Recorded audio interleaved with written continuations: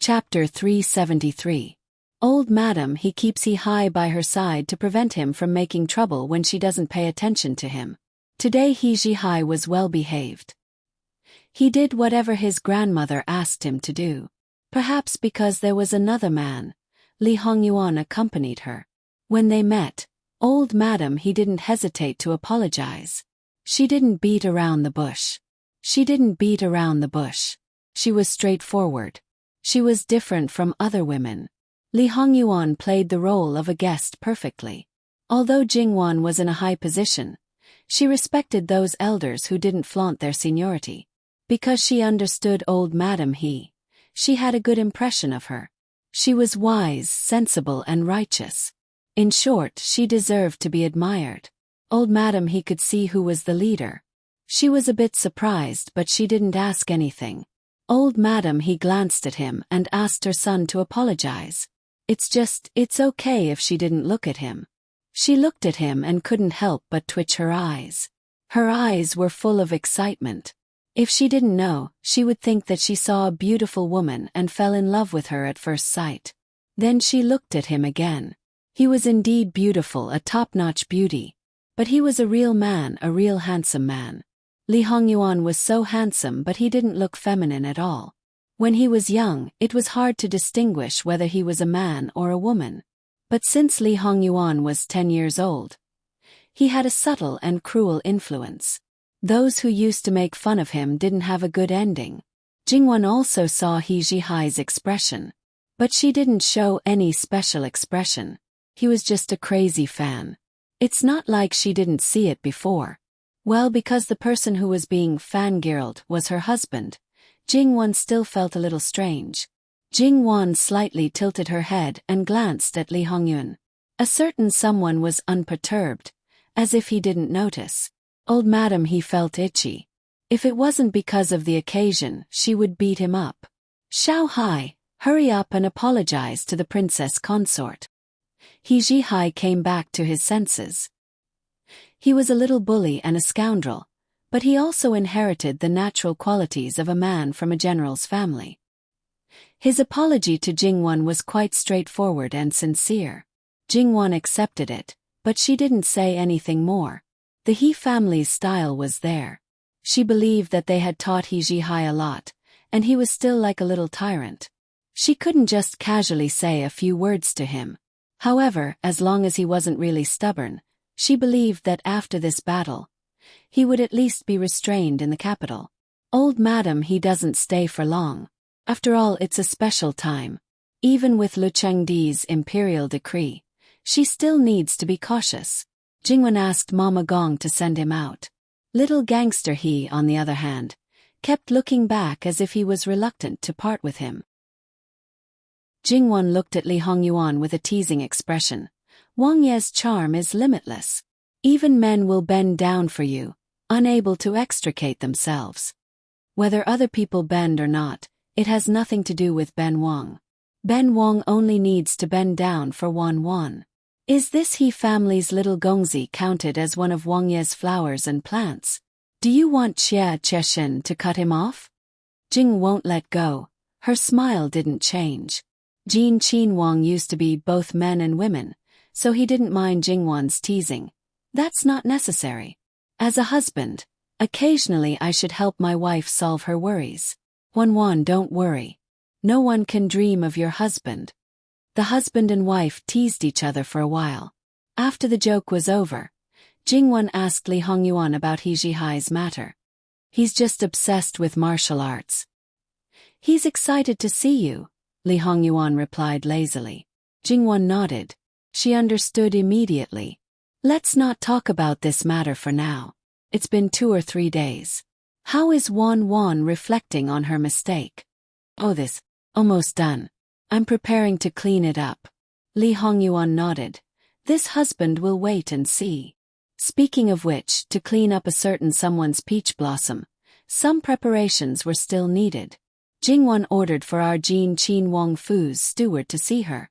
Jin Qin Wang Fei smilingly expressed that she needed to know all the details of the beauties in her husband's other courtyard. How big and small they were, how they came, what their identities were, etc. Mu Gonggong inexplicably trembled. That, although Master absolutely didn't do anything wrong to Wang Fei, but the existence of so many beauties was a fact. Wang Fei's smile didn't decrease, but it made people feel that her mood was quite subtle. It didn't seem like she was angry, but it definitely couldn't be said that she was happy. Was it really that after being with Wang Ye for a long time, Wang Fei also became terrifying? It was terrifying to the point that it was a bit different. When a person's joy and anger were completely expressed on their face, it was actually easier to bear.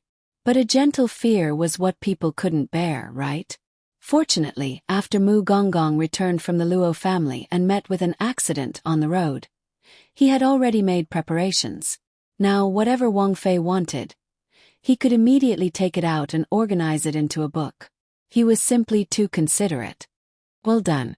Jing Wan praised. Wang Fei, you flatter me. It's this servant's duty. Jing Wan smiled and nodded. Mu An has always been loyal and devoted to Wang Ye. Since Mu An is so clear about these things, it must have been through your hands. You've worked hard. Mu An was still complacent before, but now he had a bitter expression. That it might not be right to do things too perfectly. Now he was simply lifting a stone to smash his own feet. In Wang Fei's eyes, he must have become the ultimate lackey, the culprit who searched for beauties for Wang Ye. Such a person, in the eyes of the female master, should be chopped into pieces. Mu An, this Wang Fei remembers your loyalty. Continue to work hard. Jing Wan's smile didn't change. Mu An wailed in his heart. Wang Fei, please forget. https://www.bicken.com/11/11807/6654086. HTML chapter error. Click here to report. Registration is exempted. We will deal with it as soon as possible. After reporting, please wait patiently and refresh the page.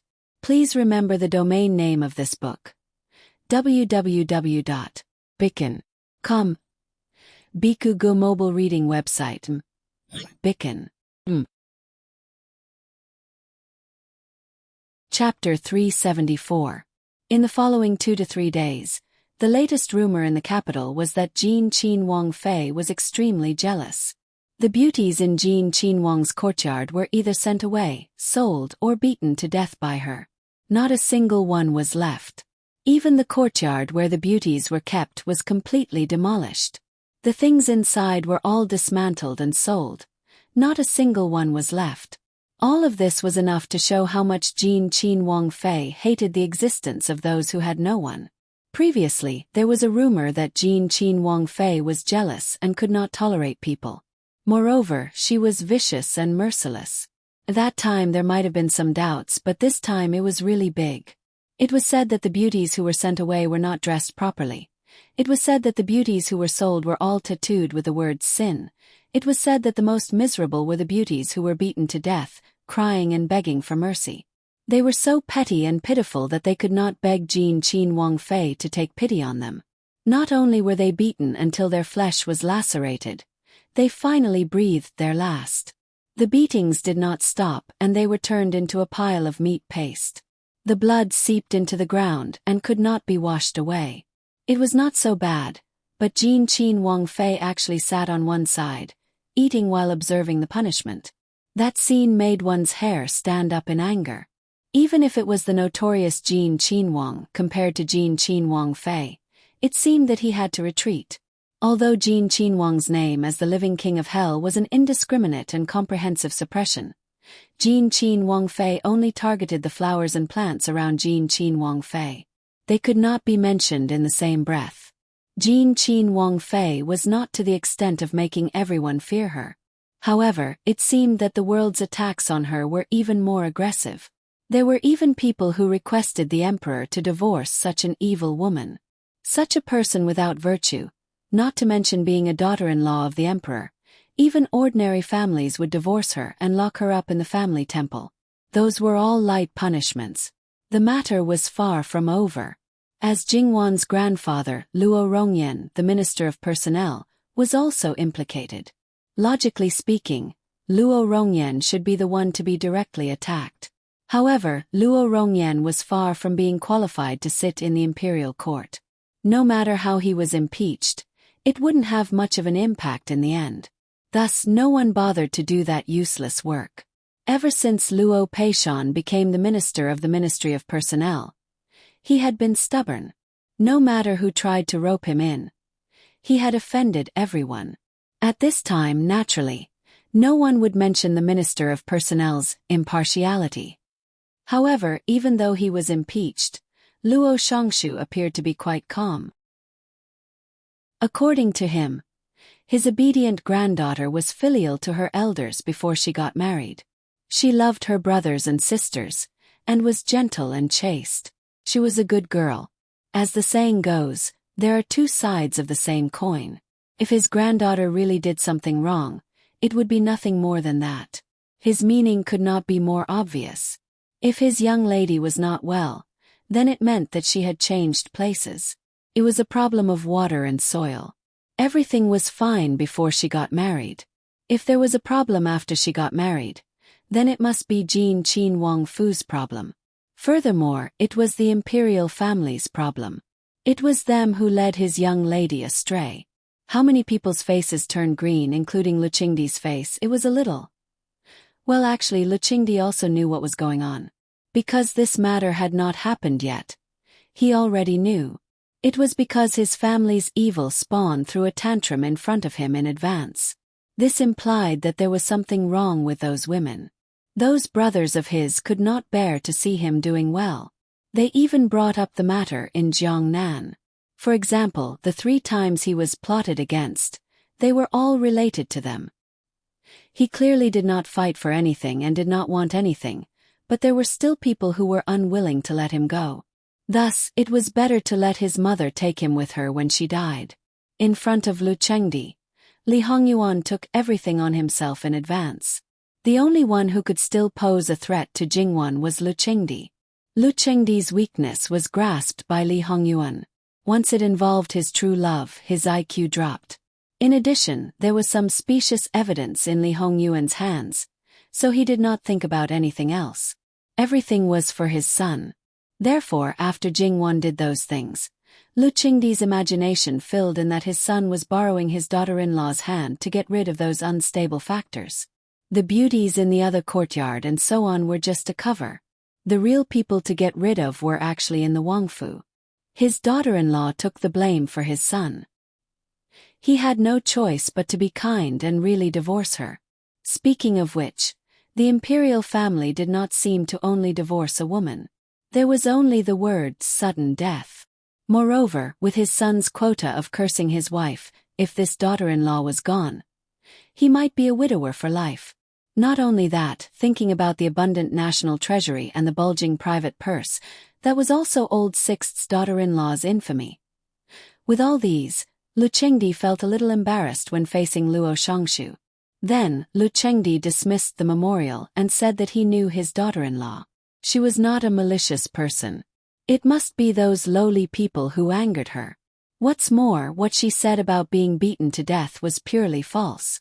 As the daughter-in-law of the imperial family, she represented the imperial family's face. Such wanton slander was slandering the imperial family. Whoever released the message, if he found out, he would definitely punish them severely. Then, the reward flowed like water into Jin Qin Wang Fu and was given to Jin Qin Wang Fei. Jingwan looked at the things that filled the courtyard and was speechless. What was that? Many of these things were embezzled by her from Jiangnan. As the monarch of a country, was he really so embarrassed? Moreover, she brought back tens of millions for him. These things were not even worth 100,000. Oh, stingy. Waving her hand, she put them into the treasury. https://www.bicken.com/11/11807/6654088. HTML chapter error. Click here to report, no registration required. We will deal with it as soon as possible. After reporting, please wait patiently and refresh the page. Please remember the domain name of this book. www.bikin.com Biku Go mobile reading website. Bikin. Chapter 375. However, who on earth spread the news about what I did? She didn't know anything about it. Jingwan was only wearing a casual undergarment. Leaning against Li Hongyuan, she yawned lazily and twirled a strand of Li Hongyuan's hair with her fingers. Li Hongyuan was only wearing a single garment. He held her hand and kissed her fingertips. Does Wan mind? It doesn't matter. But obviously someone is up to no good. Because of Li Hongyuan's sincerity and love, reputation really didn't matter. Don't worry. I'll take care of everything.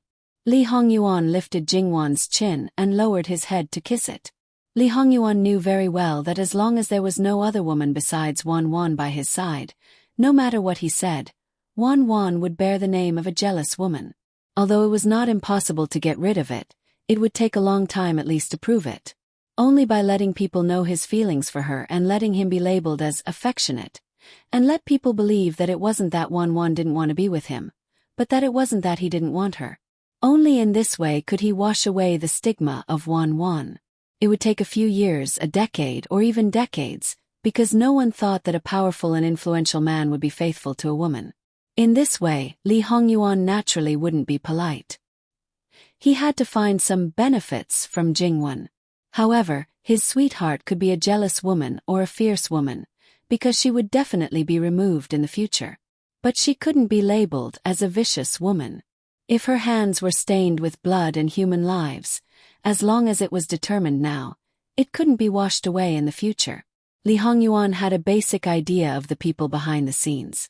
These people fell down again and again because they didn't know his role in it, so they had the courage to make trouble for him again and again. Jingwan turned sideways, hooked her arms around his neck, and exchanged a hot and lingering kiss with him. "Course I believe in you." Her forehead gently rubbed against Li Hongyuan's chin, incomparably intimate, and the scorching breath lingered. The husband and wife were calm, their servants were also calm, and those who knew the truth were also calm. However, there were more people who were not calm, especially after Lu Qingdi did not punish Jin Qin Wangfei and even gave her a large reward.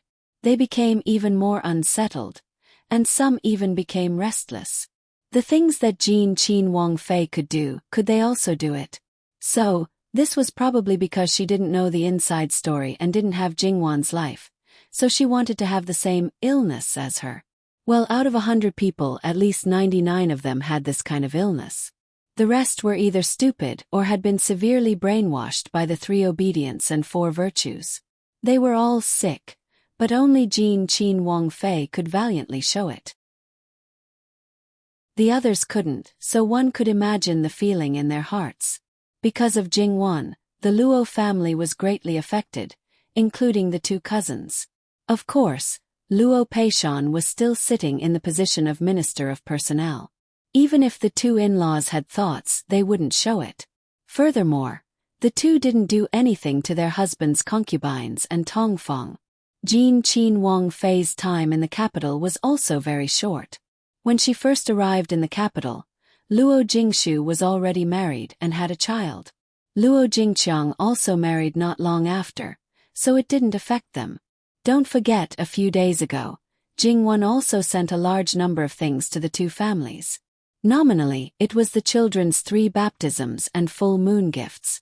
However, other than what was designated for the 2 children, there were many other things. Some of these things people like them simply couldn't afford to use. As daughters-in-law, Luo Jingshu and Luo Jingqiang weren't stingy with their in-laws' families. No matter what, there was no reason to make things difficult for them. After thinking about it, the one who was affected the most was still Jingwan's concubine-born sister, Luo Jingyu. She was only 1 year younger than Jingwan. Even though she was a concubine-born daughter, she had a grandfather who was the Minister of Personnel and a legitimate sister who was a Qin Wangfei. Naturally, she could be considered a fragrant piece of cake. Many people wanted to marry her, and many people wanted to marry their legitimate sons. Even though it wasn't the eldest legitimate son, it was enough to show their sincerity. When Jingwan's matter came out, many people retreated. Thus, as Luo Jingyo's birth mother, Ji Inyang was anxious. Originally, there were many outstanding men with good family backgrounds for her daughter to choose from, but now, Luo Jingyu herself was very calm. Originally, she was a little dull and timid, but Sun Yijia, her eldest sister-in-law, helped her to adjust. She had always followed Jingwan's lead, so she was very open-minded about this matter. Concubine, you don't have to worry. Anyway, I'm still young, so I can wait for another 2 years. Besides, I don't think that third sister's matter is a bad influence. 10 out of 10 people who want to marry me want to get benefits from the Luo family, so they should have the awareness of marrying a jealous woman back home. After all, I have the capital, don't I? If I want to have a woman on my left and right, and if I want to get a lot of benefits from my wife's family, how can there be such an easy thing? A truly ambitious man will not put too much thought into the harem, so naturally, he will be relatively indifferent to women. In my case, it's purely a marriage of benefits, and for the sake of the future, such a man is the best choice. Moreover, this matter is obviously strange. We all know what kind of person third sister is. Although she doesn't like concubines, even if she wants to deal with those women, she will definitely do such a vicious thing. Just look at grandmother and the others. Who knows, in a few days it will be completely different. Thus, Inyang, you can rest assured that my marriage will not go wrong. Who knows, I might be able to choose the best one. When Ji Inyang heard this, it seemed that this was the truth. Her heart gradually calmed down. However, when she looked at her eldest daughter again, she had a new level of respect for her. Was she really that dull and timid child?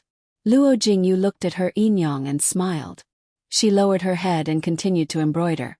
Third sister-in-law not only sent people to teach me, but also brought me here from time to time. If I don't make any progress, wouldn't I be letting down third sister's good intentions? What does this have to do with your third sister? Luo Jingyu raised her head again and looked at her Inyang with a strange expression. If third sister didn't ask third sister-in-law, do you think third sister-in-law would pay attention to me? Ji Inyang's face was somewhat flustered. She really was muddle-headed. However, she wasn't anxious at all. She was too lazy to care about this daughter. Serving foreign was the most important thing.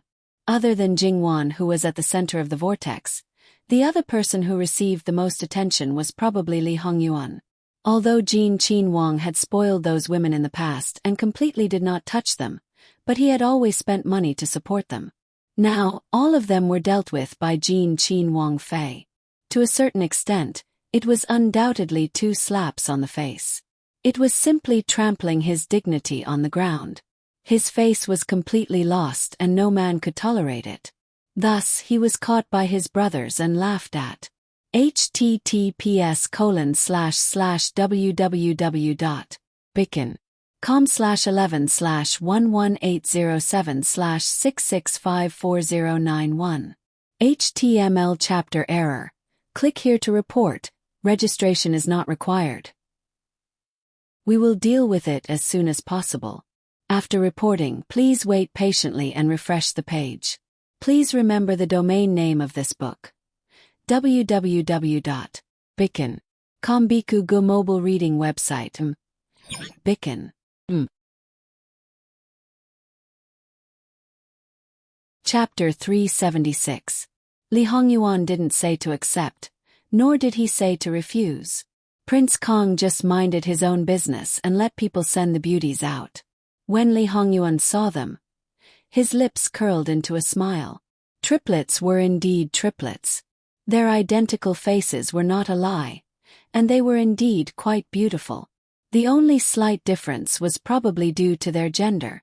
2 females and 1 male. He was lustful and liked both men and women. This was a reputation he had created himself. However, he had never blatantly sent any male prostitutes to him. Due to his special use, he had once raised 2 or 3 in the courtyard. Prince Kong clapped his hands and smiled. I just knew that 6th brother would like it. Someone come, send the person to Jin Qinwang Fu. Be sure to hand the person over to Jin Qinwang Fei and let her take good care of the person. However, no matter what, it was sent by Ben Wang. There is no need to remind. I believe that 6th daimyo will settle the person down properly. Eldest imperial brother. Li Hongyuan opened his mouth to speak. Prince Kong waved his hand. 6th brother doesn't need to be polite. We are all brothers of the same family. If you need anything in the future, you only need to tell this older brother. Today, Li Hongyuan held a string of beads in his hand, fiddling with each bead. He didn't speak, but that expression of a smile that wasn't a smile made people's scalp numb. There was a saying, some people want to court death and you can't stop them. Today, 9th Wangye was the host and invited his brothers to sit down. Prince Kong only prepared a big gift for Jin Qinhuang. At this time, the others didn't get any benefits, but they didn't mind at all. Each and every one of them had a smile on their faces and were respectful to each other.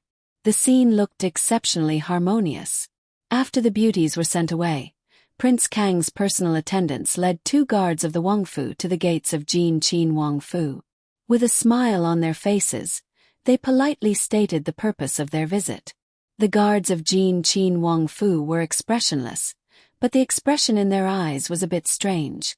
They were actually Li Hongyuan's personal guards. The reason why they were watching the gate was because after Jingwan was injured, she was given an additional punishment of 50 whips. They were very clear about their master's thoughts towards Wang Fei. The reason why Wang Fei did so much was because she was forced by Wang Ye. Now that they had sent beauties, and even sent them into Wang Fei's hands, they only wanted to hee-hee in their hearts, gloating over their misfortune as they waited to see how these people would end up. He didn't show any of his thoughts on his face. How can such a lowly person walk through the gate of the prince's mansion? Send him to the Jiaomen. Prince Kang's personal attendant's face was a bit green, but in the end he was still able to hold it in. Our family wants to serve our Wang Ye. This means we would have to trouble Tong Bing Wang Fei Nyongyong to ask her to bring the person in. Is that possible? As for handing it over to Jin Qinhuang Fei, could it be that they really had to enter through the corner gate? This wasn't just about his own face, it was also related to his Wang Ye's face. Therefore it would be easier to explain after returning. It wasn't that he didn't want to, but that he couldn't. Then you wait. Immediately after entering the gate, he called for a small steward to pass on the message back to the inner courtyard.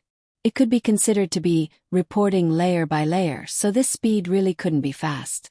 In addition, there were people who deliberately neglected them. By the time the message reached Jingwan, it had already been a while. Jingwan gave an O with interest, her fingers lightly tapping the table.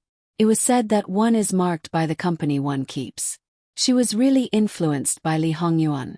Qing Zhu, have people prepare a ceremonial stand. I want to go to Prince Kong Qing's Fu. Guards and the like, bring more. Although the people around Jingwan had different temperaments, none of them were stupid. What Jingwan wanted to do, they quickly understood and completely didn't feel that there was anything wrong with their Wang Fei doing this. Originally, Wang Ye and Wang Fei were just living their own lives. It was none of other people's business. Each and every one of them had to jump around and make a ruckus. They couldn't even clean up their own mu of land and still had to stretch their hands into other people's backyard. This kind of person clearly needed to be taught a lesson. If they didn't show some severity, they wouldn't know the immensity of heaven and earth. As time passed, they still didn't see any movement in Jin Qinhuang Fu. Being ignored like this, Prince Kang's personal attendant's face became worse and worse. However, this was after all the front gate of the living king of hell's Wangfu. He naturally didn't dare to be rash. If he angered the living king of hell, their Wang Ye would still be beaten black and blue. Although he still had some face in front of his Wang Ye, in front of Jin Qinhuang, he wasn't even worth a fart. But this task wasn't completed, he couldn't go back. He forced himself to smile. Can I ask? Ask what? Wang Fei has her own ideas on how to do things. What should be done is done, there's no need to ask more. The Imperial Guard didn't say anything else and directly blocked his way. A certain Gonggong's heart was filled with resentment. What arrogance! Even if she was a Wang Fei, she still had to have her own man to back her up. Otherwise she was just a figurehead. Now with Jin Qinhuang's face, let's see how long your Wangfei can last. Thinking about it, he still had to force a smile on his face. We are servants, we naturally don't have the guts to ask about our master's matters. It's just that this matter isn't short, our Wangye. The Imperial Guard sneered. No one asked you to wait here. Not serving your master well. Naturally it's your fault. His face was green and white, very wonderful. Just as he was about to say something, there was finally movement in the Wangfu, so he closed his mouth. But this movement didn't seem to be right. The ceremonial racks were properly set up. 2 groups of Imperial Guards. There were close to 100 people, followed by a row of servant girls and mama serving. Like stars surrounding the moon, they clustered around Jin Qinhuang, who was dressed more casually as she came out. Speaking of this, Jin Qinhuang's attire really didn't match this kind of lineup. But Kong Qinhuang's personal attendant only felt inexplicable fear and trepidation, feeling that something bad was about to happen. As Jin Qinhuang walked in, he hurriedly lowered his head. Jingwen walked in and stood in front of Kong Qinhuang's personal attendant. This servant greets Wangfei Nyang. He hurriedly paid his respects. No matter how many twists and turns he had in his heart before, now he didn't dare to show it at all. You're sending beauties to our Wangye on behalf of your Wangye? Jingwen spoke softly, sounding warm and gentle, with a faint trace of laughter. Kong Qinhuang's personal attendant's legs and stomach trembled for no reason. He was clearly a completely different person from Jin Qinhuang. His words and actions could be said to be 2 extremes, but the feeling he gave people was so similar. Wangfei Nyang. It's these people behind you? 1 man and 2 women. Kong Qinhuang is very thoughtful and considerate towards our Wangye. Kong Qinhuang's personal attendant didn't dare to answer. The things that Kong Qinhuang had repeatedly warned, don't mention saying it out loud. He didn't even dare to say it out loud. Jingwen smiled. All right, let's go. Go where? He couldn't help stuttering. He was so scared that he forgot the proper etiquette. Go where? Naturally, it's to go to Prince Kang's mansion. Your prince has such good intentions. How can you just accept it for no reason? As the saying goes, there's a need to reciprocate politeness. Jingwen smiled and explained good-naturedly. Kong Qinhuang's personal attendant only had fear left. And he thought of a possibility. Jin Qinhuang. How could Jin Qinhuang do this? May I ask Wangfei Nyang, which beauty has been prepared for our Wangye? The one that Wangfei Nyang has prepared must be a beauty capable of causing the downfall of a city. A first-class beauty. I'm not too clear on this. I think you should be more clear on this. After all, you've trained her. Wangfei Nyang, this is our Wangye's gift to Jin Qinhuang, so. I know this Wangfei has already accepted it. Since I've accepted it, she naturally belongs to my Jin Qinhuang. Then, if this Wangfei wants to send her out, to whom? This Wangfei has the final say. I personally think that since she was trained by Kong Qinhuang, she must be trained according to Kong Qinhuang's preferences. Giving her to him, I believe that it is most appropriate. But this is for Jin Qinhuang. The weather in the middle of October could make people sweat, but they didn't dare to reach out to wipe it. Oh, this means that the person sent to our Wangye. Can she surpass this Wangfei? This Wangfei can't touch her, can't handle her, and can't even speak of her? Wangfei Nyang is thinking too much. This servant absolutely doesn't mean that. Then why don't you tell this princess, what do you mean? If you can't explain it clearly, this Wangfei can't help but find your Wangye to discuss it. That's not right. Kong Qinhuang is still eldest uncle. How can I, as a younger sister-in-law, find him? It's just that this Kong Qinhuang doesn't have a Wangfei, so I can only ask to see the Empress Nyang. Kong Qinhuang's close attendant's legs went soft and directly knelt. Wangfei Nyang, please calm your anger.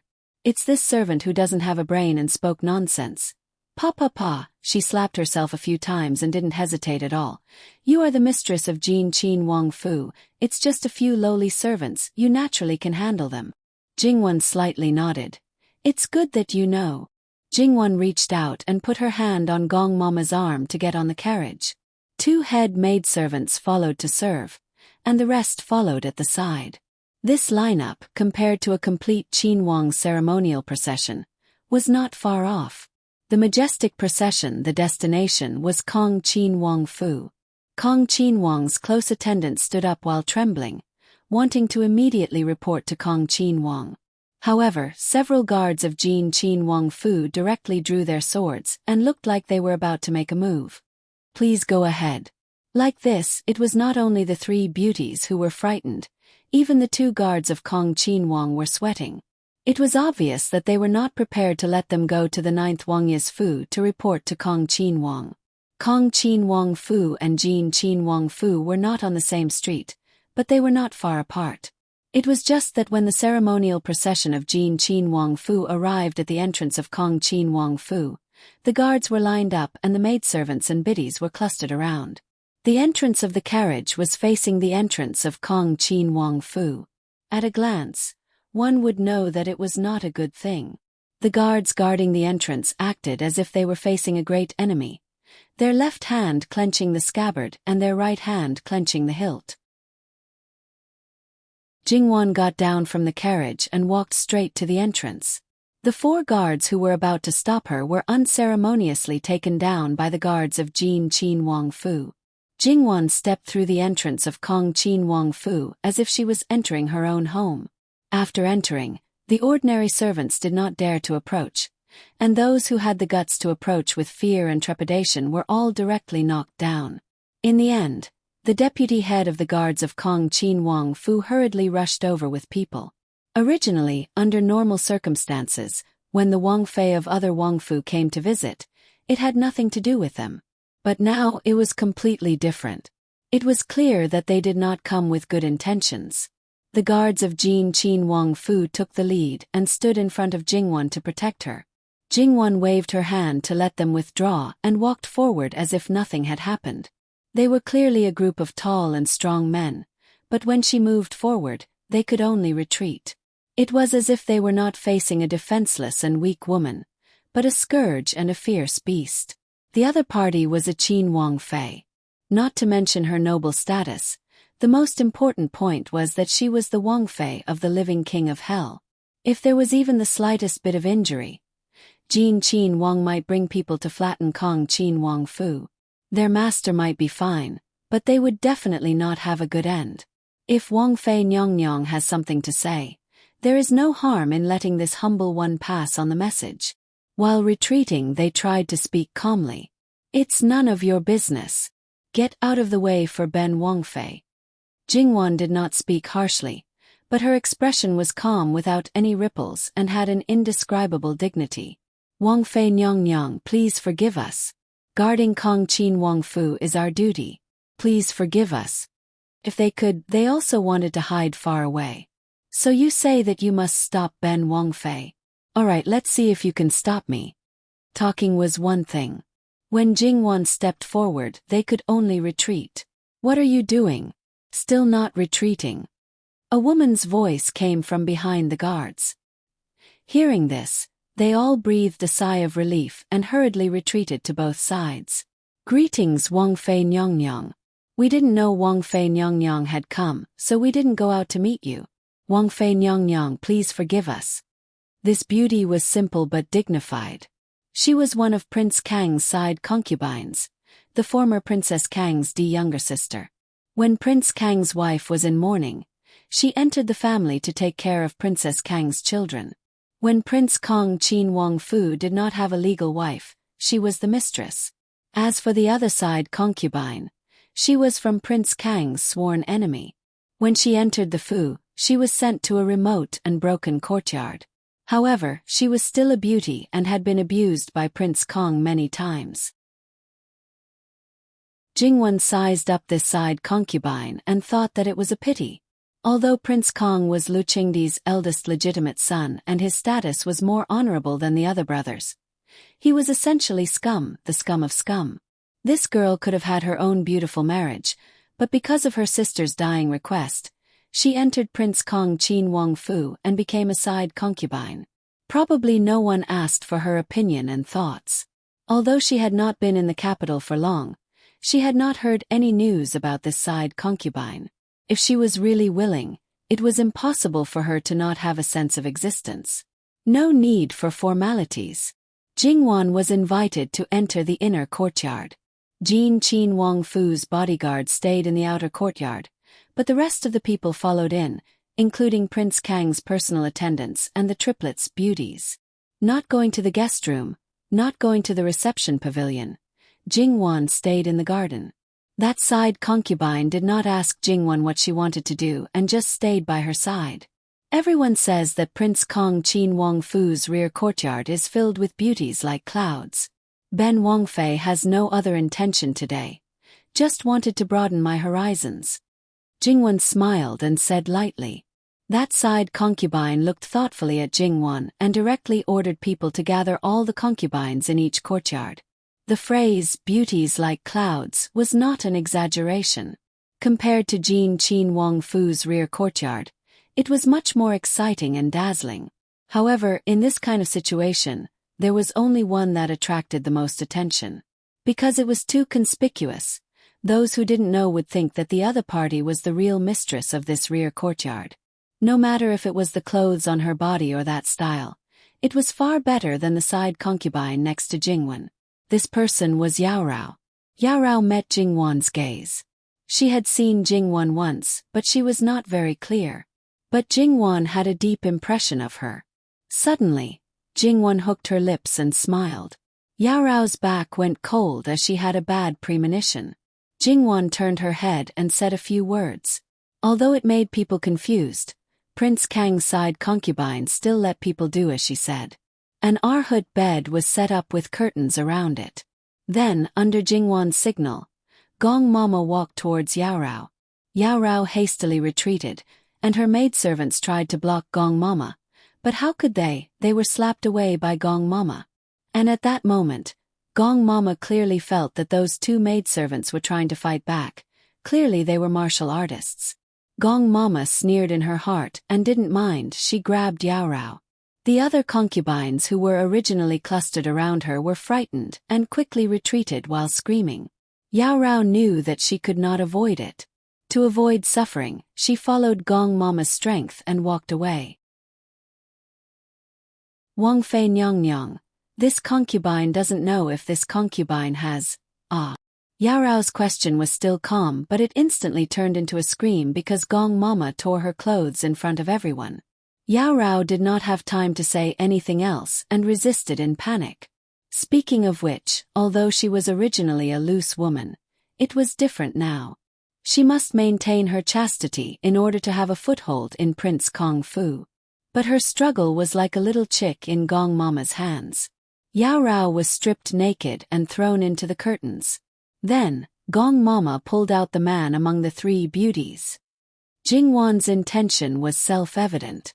Many concubines looked askance and panicked in their hearts. No matter what method was used to train a man, he was a man after all. Gong Mama pulled him into the curtains and began to tear his clothes.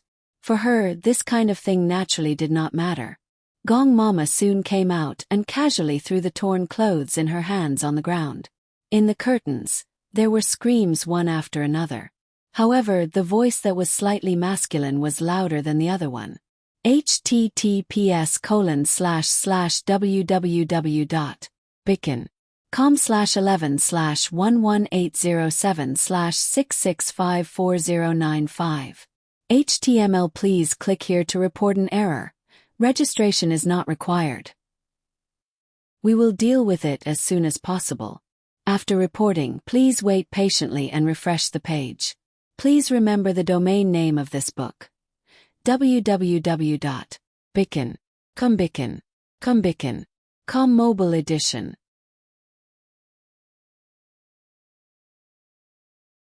Chapter 377. The onlookers outside, after the initial panic, gradually began to rejoice in other people's misfortune, especially those concubines of Prince Kong. No matter if they were in opposition to Yao Rao or fawning on her to survive, in fact, the more they flattered her, the happier they were in their heart at this moment. They all depended on the same man to survive. His favor determined their status. There were so many concubines in the harem, but Yao Rao monopolized more than half of his favor. As for the rest, some people couldn't even get a little bit in 2 or 3 months. How could they not be jealous? Sometimes when it was easy to get some soup and water, they were intercepted halfway. How many things were thrown and how many handkerchiefs were torn? They believed that their beauty and talent were not inferior to Yao Rao. How could she, after this incident, even if Prince Kong didn't kill her, they didn't believe that he could still favor her like before.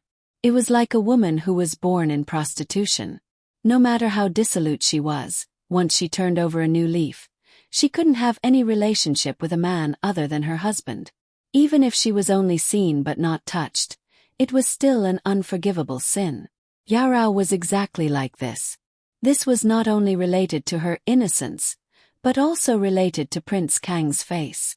If Prince Kong could still take it lightly in the face of such a situation, probably everyone would praise him as good tolerance. Prince Kang's side concubine glanced at Jingwon thoughtfully, but she didn't ask. Anyway, she never thought highly of Li Hongyi and never cared about him. She never thought of having a child of her own, not only for the sake of her sister's child, but also because she didn't want to give birth to that man's child. Every time she talked about having a child, her family would say that she was sensible and considerate. In fact, it was a joke. They said that when the child grew up in the future, he would be filial to her and treat her as his biological mother. She would be the most honorable woman in the world. Although they didn't say it, the meaning was obvious. In fact, she wanted to say that they thought too much. Even if Li Hongyi ascended to that position, he wouldn't be able to hold it for long. In the end, his end would be countless times more miserable than not sitting directly. Moreover, there were some things that were said by their own people, but who knew how many times other people had said it? Thinking about it, it was meaningless. No one knew who could really reach that step. Maybe it was an unknown person, or maybe it was the most unexpected person. She had raised her sister's child with all her heart, and that was enough. It could be said that she had fulfilled their sisterhood. If there was a next life, they did not want to be sisters anymore. As for other things, whether the child she raised would be filial to her, it did not matter. She did not care at all. Among the people present, the one who had the biggest reaction was Prince Kang's valet, who was trembling like a sieve. Not only did he fail to complete the task assigned to him, but he also made such a scene. He could already imagine the scene where his master, in a rage, cut him into pieces. All that was left in his mind were these over and over again. The gate of Prince Kang's Fu was blocked by the guards of Prince Kang's Fu, so even if they wanted to go out through the gate to report, they could forget about it. But other gates were not a problem. After all, when Jingwon did this, she didn't think that she would come and quietly leave, and then wait for Prince Kong to go to Prince Jin Fu to find trouble. It was better to solve trouble in other people's homes. Therefore, Jingwon was calmly waiting for Prince Kong to come back. Jingwon's current reputation as a jealous woman was quite big. Even Prince Kang's Si-Fei, who did not leave the house, had heard about it. Once, Gong Qin Wangfei was considered one of the more powerful daughters-in-law of the imperial family, but compared to the current prince consort of Jin, she was really a small child in the presence of a great sorcerer.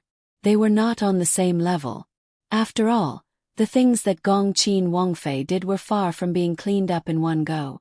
She only flipped out in her own backyard, and to the outside she still had to whitewash it. This one was happy and fearless even when everyone knew about it. Now that she did such a heinous thing in Prince Kang's Fu, she still had a smile on her face, without the slightest bit of a guilty conscience, as if what she did was nothing more than eating and drinking. On the other side, a guard of Prince Kang's Fu rushed to the 9th Wangya's Fu at the fastest speed. On this kind of day, he was drenched in sweat. When he was brought in, all the adult princes were present. Beauties accompanied them as they drank and chatted merrily. Of course, not everyone had a beauty by their side. When Prince Kong saw that the guards in his mansion were still panting and anxious, he felt that he had lost face for a moment. His face darkened in an instant. "How can you be so flustered? What a scandal!" The guard calmed his breathing. "Wang Ye, that Jin Qin Wang Fei." He subconsciously glanced at Li Hongyuan. Everyone understood in their hearts. 8 or 9 out of 10, it was Jin Qin Wang Fei making trouble again. They all looked at Li Hongyuan with a smile. Although they did not show it on their faces, they were ridiculing him in their hearts. On the other hand, Li Hongyuan was still the same, drinking happily and contentedly without the slightest fluctuation in his mood. Although he still did not know what his wife did, he was very clear in his heart that if this matter was exposed, the one who would be laughed at would not be him. From the looks of it, it should be quite serious. Li Hongyuan only felt gratified. It was not in vain for him to sit here and wait for a good show.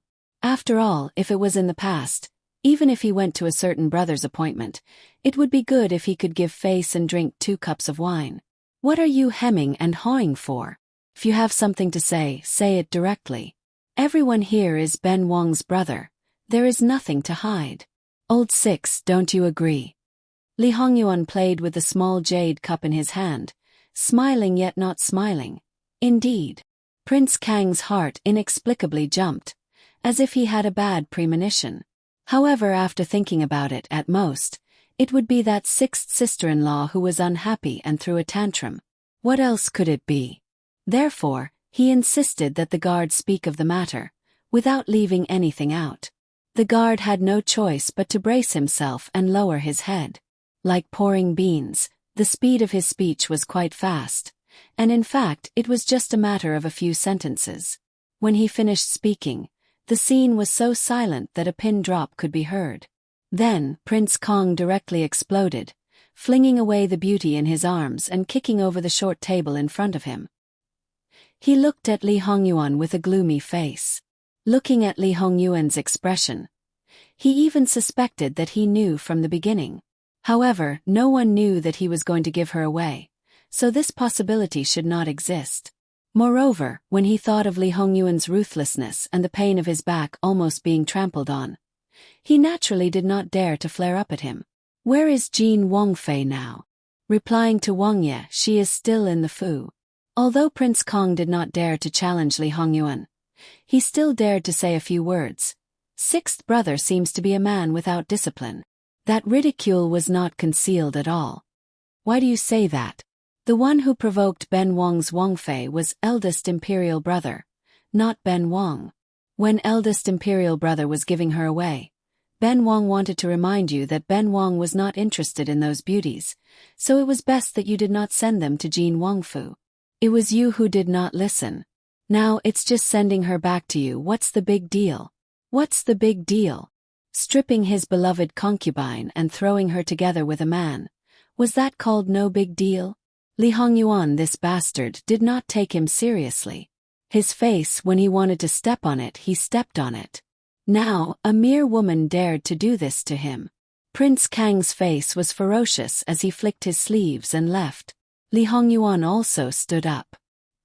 He knew what kind of temper Li Hongyuan had. Li Hongyuan was worried that he would not care about anything when he got mixed up. In this way, Wan Wan might be passive. Of course, he did not think that Wan Wan would suffer a loss. If he let his mistress suffer a loss, then the group of bodyguards would not need to mingle. However, knowing was one thing. His heart would still be worried. He must be present to watch and personally protect before he could feel at ease. And for the others, this was a good show. It would be a waste if they did not watch. If they watched, they could still find some entertainment. So they all got up and followed, still immaculately dressed on the surface.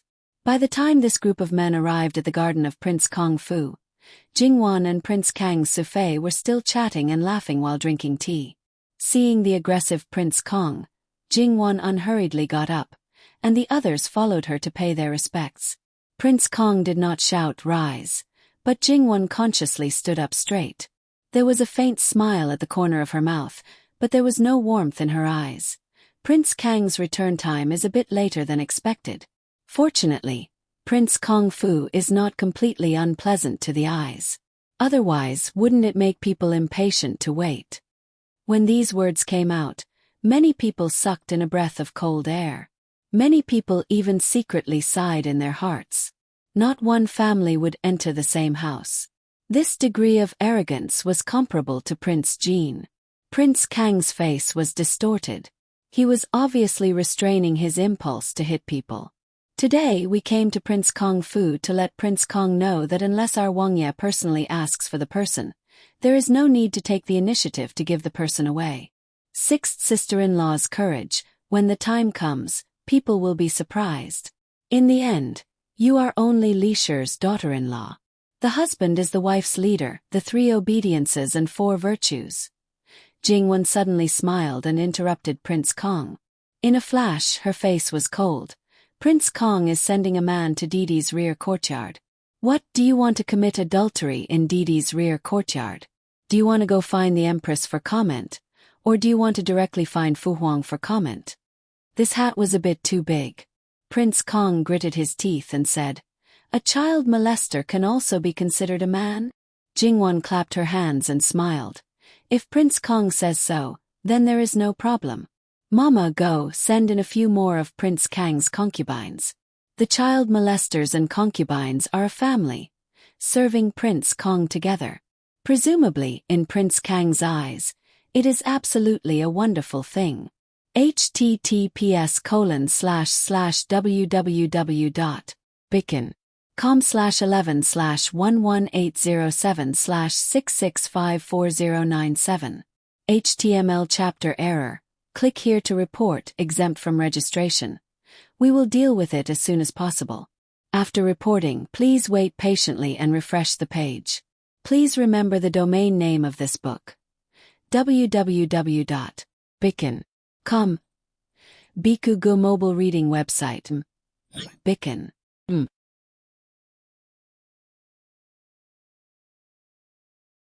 Chapter 378.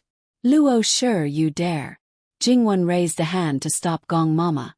Why wouldn't I dare? Besides, Prince Kong himself doesn't care, so why get angry? Prince Kang's eyes were about to split open. No man would not care about this kind of thing. Behind him, Prince Kang's brothers all wanted to cover their faces with their hands. They really didn't want to admit that this was their brother, and that the Empress shrewd woman had given birth to him. Although Fu Huang wasn't particularly wise, he should still be considered normal. How could his son be a cripple? Right now, they were completely being led by the nose, alright? In any case, the first thing to do now was to remove something that was more conspicuous, wasn't it? However, they were quite happy to watch this kind of joke. They could even go into the palace and tell their Mufei. Then they could also watch the Empress make a fool of herself. Oh. Then Prince Kong, why don't you tell me what you care about? Jingwen carelessly stroked her sleeves. Prince Kong was furious. Jingwen's attitude made him almost stomp his feet. He pointed at the curtain. What I care about? You still dare to ask Ben Wong what I care about? A man? A child molester isn't a man. Prince Kong, you said it yourself. It's said that a woman's heart is like a needle at the bottom of the sea. But men don't seem to be outdone. If Prince Kong doesn't care about this matter, then it naturally means that I, as your sister-in-law, didn't do anything wrong. Then your anger is unreasonable. But if Prince Kong does mind, then I can't help but suspect that you have ulterior motives. You dare to do something that even you care about in your younger brother's backyard. What are your intentions? The more she spoke, the colder her expression became. Prince Kong was blocked until he couldn't speak. So, after all was said and done, it was all his fault. If he said that he didn't mind, his backyard would probably be seen as a den of lust. If he did mind, then he intended to harm his younger brother. He couldn't get angry over the former, but if he got angry over the latter, others would only get angrier. Whatever they did was reasonable. In the end, this Jin Qin Wang Fei had trampled on his face and caused a ruckus in his Wang Fu. But he had to come and apologize and settle the matter peacefully. Thinking of this, Prince Kong, who was burning with anger, lost his mind and raised his hand to slap her. Jingwen was also on guard against him. She subconsciously took 2 steps back. Prince Kang's first slap did not succeed. He wanted to do it a second time, but someone grabbed his wrist. Prince Kong screamed in pain, thinking that his wrist was broken. Li Hongyi, do you think I'm dead? You dare to attack this prince's princess in front of this prince? Li Hongyi's voice was so cold that it could drop ice shards.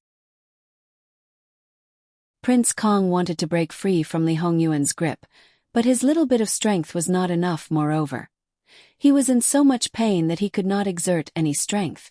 It had already become a habit for them to pretend to be brothers. Now that they saw this scene, the other brothers naturally came forward to mediate. Li Hongyuan's cold gaze swept over them. Li Hongming and the others seemed to be frozen. That gaze was too obvious. It was clearly saying that if they dared to interfere, then they were asking for it. To be honest, these brothers, including the sickly 5th prince, had also eaten at Li Hongyuan's place. However, compared to the others, it was nothing. It was nothing at all. Because the loss they suffered at Li Hongyuan's hands was too painful, they really could not summon up the courage to continue. In the end, Li Hongyuan was different from Jingwen. Jingwen took a roundabout route, while Li Hongyuan was simple and crude. However, his method could not be imitated by others. Because what he could do, others could not do. Jingwen saw that it was about time. She took 2 steps forward and held Li Hongyuan's other hand in a place where others could not see. Li Hongyuan tilted his head and glanced at her. He did not say anything and let go of her hand. The hostility in his eyes did not dissipate much. Li Hongyi rubbed his wrist that seemed to be about to break. He looked at Li Hongyuan and could not hold back the hatred in his eyes. He said sarcastically, "6th brother has no scruples about men and women. They have been raised together since a long time ago. If he wanted to commit adultery, he would have done it long ago, right? Look at what Prince Kong is saying. Those things in the past were thrown away after 7 days at most. Can things that have been thrown away still be considered masters? No matter how messy they are, it can't be considered our Wangyes. Just like the beauties that our Wangye sent out before. Could they still be considered our Wangyes? Prince Kong received the most, right? Could it be that he still thought that they were our Wangyes women when he gave them the rights? Don't make me laugh to death," Jingwen said sarcastically. Prince Kang's face turned green and white. When men are talking, when is it a woman's turn to interrupt? Old 6th is awe-inspiring in front of us brothers, but his own woman is riding on his head. Jingwen made no attempt to hide her to say, "Prince Kong is right. As a woman in the inner courtyard, it's not good for her to argue with men. Course there are people around. A man using a woman's means. Thus, if he is cut by a woman, it's his own fault. He deserves it." "Lady Luo, what do you mean?" Jingwen looked at Prince Kong with a fake smile. "What I said." As she said this, her eyes swept over Li Hongming and the others. "Besides, I didn't mention names." Someone came up to answer. "Is he admitting that he did something?" The others listened. No matter what, Li Hongyuan did not spend much most of the time, but when his mouth was venomous, he could make you so angry that 1 Buddha left your body and 2 Buddhas ascended to heaven. Jin Qin Wang Fei's ability to insult others was enough to make people vomit blood.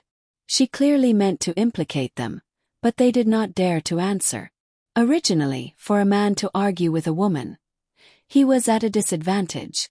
If he really did not let it go, he would lose all face. Thus, Prince Kong turned his head and started to bombard Li Hongyuan. "I really couldn't tell that old 6th is someone who is caught by a woman, and a jealous, vicious and merciless woman. Let's not talk about whether you lose face as a man or not. If Fu Huang finds out, this elder brother can see it. Finding a bunch of excuses to make trouble in Ben Wang Fu, in essence, it's just not tolerating people. Looking at it this way, her scheming is really impressive. I'd like to see if you're going to spend the rest of your life with her, old 6. Li Hongyuan looked at Li Hongyi with a subtle gaze, as if he was looking at an idiot. He was too lazy to pay attention to him. Jealous. Prince Kong, are you talking about me? How can you say this? I still need Prince Kong to explain. A perfect smile hung on Jingwan's face again. Prince Kong, you must not invert right and wrong and put a big hat on me just to evade your own mistakes. When these words came out, who knew how many people's mouths twitched? Who was the one who inverted right and wrong?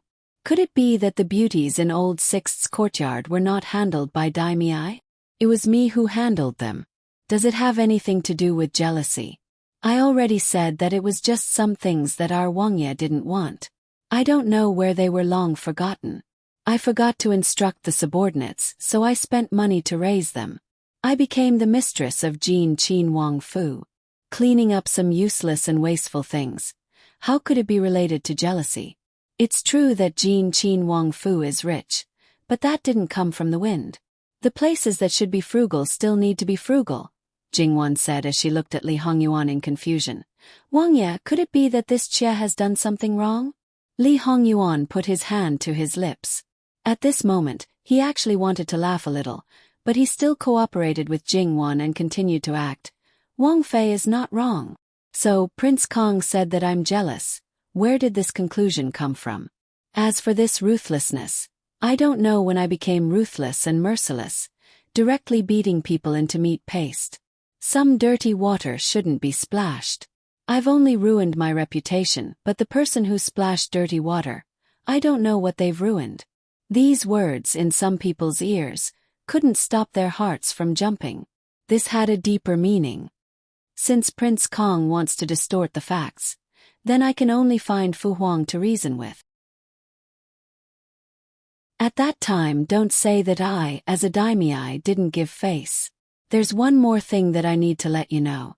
Whether I'm jealous or not, it's up to our Wangye to decide. He didn't say anything, but the people outside are chattering. It's unreasonable. Or do you all think that the living king of hell is someone that I can control? Everyone looked at Li Hongyuan. What he said was indeed very reasonable. How could a woman easily deal with someone that even the emperor couldn't control? Li Hongyuan was actually a little helpless at this moment. It was originally a very serious matter, but it seemed that his wife had almost resolved it, and she even used his name. Well, on this point he was really wronged. He was clearly controlled by his wife, but he was very obedient. Forget it, there was no point in haggling over this. No one would believe it. Who told his reputation to be so deep-rooted? It was difficult for him to turn over a new leaf. It's quite boring. Let's go back. At this moment, Li Hongyuan seemed to have lost all his anger, as if he wasn't the one who wanted to kill people just now. Jingwan nodded slightly, but before she left, she still looked at Li Hongyi. Does Prince Kong have anything to say? Prince Kong sneered. Ben Wang's actions are upright, but it seems that I pitted sixth brother and sent him a few beauties. It's just that I wasn't considerate enough. Even in front of Fu Huang, Ben Wang will say the same thing. The others nodded slightly in their hearts. And some of the water in his brain was finally poured out. Jingwan expressed her understanding. Then I don't have to go in front of Fu Huang to comment on anything. Prince Kang's smile deepened, still carrying mockery and complacency, as if saying, what can you do to me? The others wanted to facepalm again. Please look at the situation clearly. The curtains haven't been removed yet, and your beloved concubine is naked with a man inside. It's just that she won't go in front of Fu Huang, but this might not be a good thing. Since Jin Qin Wang Fei could do such a thing in Prince Kang's Fu, then she might do something even more outrageous. Then it's better to go directly in front of Fu Huang and completely settle the matter. Sure enough, Jin Qin Wang Fei had a smile on her lips, her eyes cold. No matter if Prince Kong wasn't considerate enough or did it on purpose, I'm sure it's the latter. Prince Kong doesn't treat a child molester as a man and doesn't care, but this Wang Fei cares very much and is also very angry. Prince Kong, just watch, this matter isn't over. Then Jingwan looked at Li Hongyuan, a smile overflowing from the bottom of her eyes. It came from the bottom of her heart, gentle and affectionate, and she even took the initiative to pull Li Hongyuan's hand. Are we leaving now? Li Hongyuan nodded, ignoring the others, and pulled Jingwan away. And the people brought by Jingwan also crouched down and left with their masters. Prince Kong stood in the same place, his expression a little indescribable. The good show was over, so Li Hongming and the others also took their leave. Even if Li Hongyi wanted to eat them up, it didn't dispel their good mood. The unrelated people left, and then only their own people were left. Their faces were cut, and they were ridiculed to death. They had no road ahead, no door behind. They couldn't do anything to those people, but couldn't they deal with a group of lowly servants? Her entire person seemed to be shrouded in dark clouds, gloomy and sinister, looking exceptionally terrifying. Almost everyone's legs trembled. But Prince Kang's secondary consort was like an outsider. She crouched down and was about to take her leave. She only said that it had been a while, and she should go see the child. He knew that he wasn't in her heart, and also felt that she actually looked down on him, laughing at him like an outsider. Prince Kang's eyes were red from the provocation. Like a wild beast that had lost its mind, he grabbed the other person's neck. "Slut, you also dare to look at Ben Wong like that, you also dare." All the servants were frightened. Their legs went soft, and they knelt down on the ground, trembling. It should be known that they had always respected this secondary consort, not only because she took care of the little heir, but also because Prince Kong gave her face. Enchanting Rao was so favored, but she couldn't shake this secondary consort's position. Now that she was crazy and wanted to strangle the secondary consort to death, then they were naturally nothing. You clearly could have stopped it, but you let things develop to this extent, making Ben Wong be humiliated and laughed at by those good brothers. Ben Wong thinks that Ben Wong has taken good care of you, but you actually dare to treat Ben Wong like this? Since your heart isn't in Prince Kang's mansion, Ben Wong will fulfill your wish and send you to hell. Prince Kang's secondary consort's face was faintly green, and she only felt abnormally uncomfortable. However, although there was pain on her face, she didn't struggle, and her eyes could even be said to be calm. The more Prince Kong looked at her, the more he was an eyesore, and the strength of his hand was increasing. "Lord Father, what are you doing? Quickly let go of Aunt." Prince Kang's 7 or 8 years old legitimate eldest son was like an angry cub, rushing straight up and punching and kicking his father. "Let go of my aunt, let go of my aunt. You bastard, I'm going to tell Imperial Grandfather and Imperial Grandmother. You bastard angered my mother to death, and now you want to strangle my aunt to death. Quickly let go of me, let go." Prince Kong kicked his son away, and the hatred in his heart grew stronger. Even his own son saw him as an enemy. The little heir got up and pounced over, grabbing Prince Kong and fiercely biting him. He was so fierce that he was determined to bite off a piece of flesh from Prince Kong. Prince Kong was in so much pain that he let go and slapped his son. The little heir glared fiercely at him like a wolf cub, even though his face quickly swelled up and his ears hurt and buzzed. Prince Kang's secondary consort didn't care about herself, but she was still very concerned about her sister's child. Before she could catch her breath, she pounced over to check on the child's condition. Are you okay? Your Highness, is your legitimate eldest son, and he's not even 8 years old. How could you be so ruthless? You slut, you still have the nerve to say that. You taught this prince's son to dare to hit his own lord father. What are your intentions? Prince Kang's secondary consort glared fiercely at him, and her heart was also filled with hatred, but she didn't say anything. Aunt, my ears hurt, it hurts. Only then did tears fall down. The secondary consort's expression changed. Someone quickly call the estate doctor. Prince Kang's expression also changed, but he didn't say anything and let the secondary consort take his son away, but his face was still gloomy. Then he looked at the motionless curtain, and he couldn't help but feel angry. He quickly stepped forward and pulled the curtain open, and the situation inside made his pupils shrink. He saw that the boy had been moved. The boy who was taught to be a child molester had his eyes wide open, and he was lying in a pool of blood. A large area from his chest to his neck seemed to have turned into minced meat, and the enchanting girl's eyes looked like she had lost her soul. She was still holding a hairpin, mechanically inserting it again and again. Anyone who saw this scene would feel that something was wrong.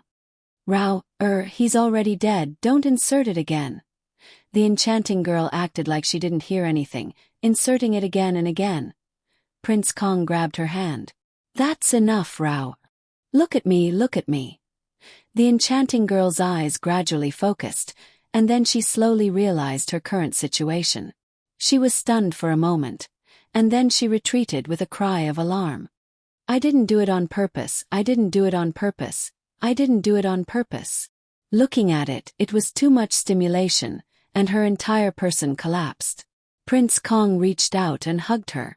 Rao, don't be afraid, don't be afraid, this prince is here, this prince is here. The enchanting girl sobered up a bit this time. Your Highness, I didn't do it on purpose, you have to believe me, you have to believe me. It's okay, it's just a lowly slave. If it's killed, then it's killed, don't mind it. Prince Kong comforted her while holding her up, preparing to send her back. The enchanting girl was still crying, and she kept trembling in Prince Kang's arms, looking exceptionally pitiful. It's just that, in a place where everyone couldn't see, the enchanting girl was like a malicious spirit demanding life. She probably never thought that she would fall so hard in this kind of situation. Jin Qian Wangfei. The tip of her tongue brushed against the gap between her teeth, and she tasted a trace of blood. https://www.bicken.com/11/11807/6654099. HTML chapter error. Click here to report. Registration is not required. We will deal with it as soon as possible. After reporting, please wait patiently and refresh the page. Please remember the domain name of this book. www.bicken.com Biku Pavilion Mobile Reading Website. Bicken.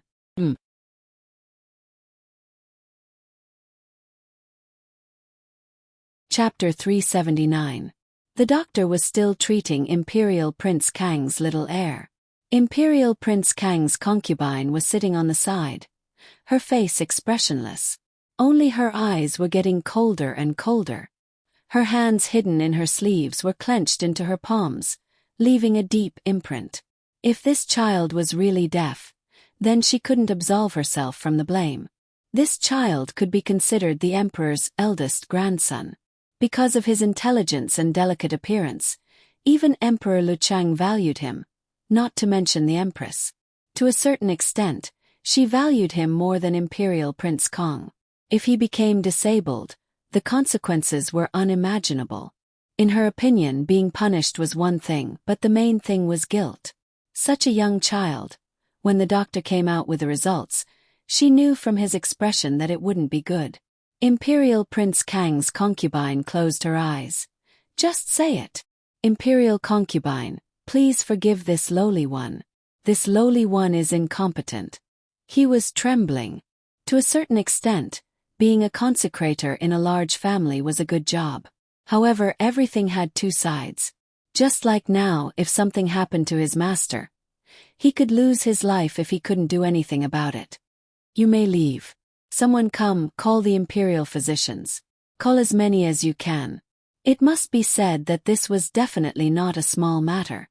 She believed that the palace would soon be alarmed. Although Imperial Prince Kong was the one who did it, Jingwan, who caused Imperial Prince Kong to fly into a rage, couldn't escape responsibility. After all, anyone could vent their anger. It was also possible for people to lose control when they were extremely sad and painful. However, the person who called the imperial physicians hurriedly left Imperial Prince Kang's residence. Not long after, Li Hongyuan received the news, and the carriage from Imperial Prince Jin's residence slowly arrived at the prince's residence. Yuzhi might be deaf. Li Hongyuan was a little surprised, but his expression didn't change at all, as if it wasn't a big matter. On the other hand, Jingwan couldn't help but frown and clench the handkerchief in her hand. Li Hongyuan reached out to hold Jingwan's hand. Don't worry, I'll take care of everything. Jingwen shook her head. I'm not afraid of being implicated, but I feel that Imperial Prince Kong is really. Even a vicious tiger wouldn't eat its cubs. How could he be so ruthless? Yuan, you heard it too. He was coaxed by a concubine and didn't even care about the child. Children are treasures bestowed by the heavens. If you don't cherish them, this kind of person should die without descendants. Jingwan's expression was exceptionally cold at the end of her speech. Li Hongyuan gently stroked Jingwan's back. Li Hongyi is naturally irritable and impulsive. He does things without thinking. He often loses his mind over small matters. Even if the Empress and others help him deal with the aftermath, he often leaves behind traces. In this prince's opinion, if it wasn't for the Empress's protection, he would have been gnawed to pieces in the palace. Speaking of which, he is particularly confident in himself. It's just that he relies on his identity as the eldest son of the D family, and believes that the throne is naturally his. Cut off one of his wings and then anyone can crush him to death. What is Yuan going to do? Jingwen looked at Li Hongyuan, knowing that she had some plans. Just make the Empress sick for a while. Li Hongyuan said lightly. Jingwen was horrified. Looking at Li Hongyuan, her eyes were filled with disbelief. This man's skill was so great that he could control the harem in his hands. It must be known that the harem was balanced, and there was not only one family that was dominant. Moreover, those women were not to be trifled with. You don't have a biological mother, but your adoptive mother and your own son.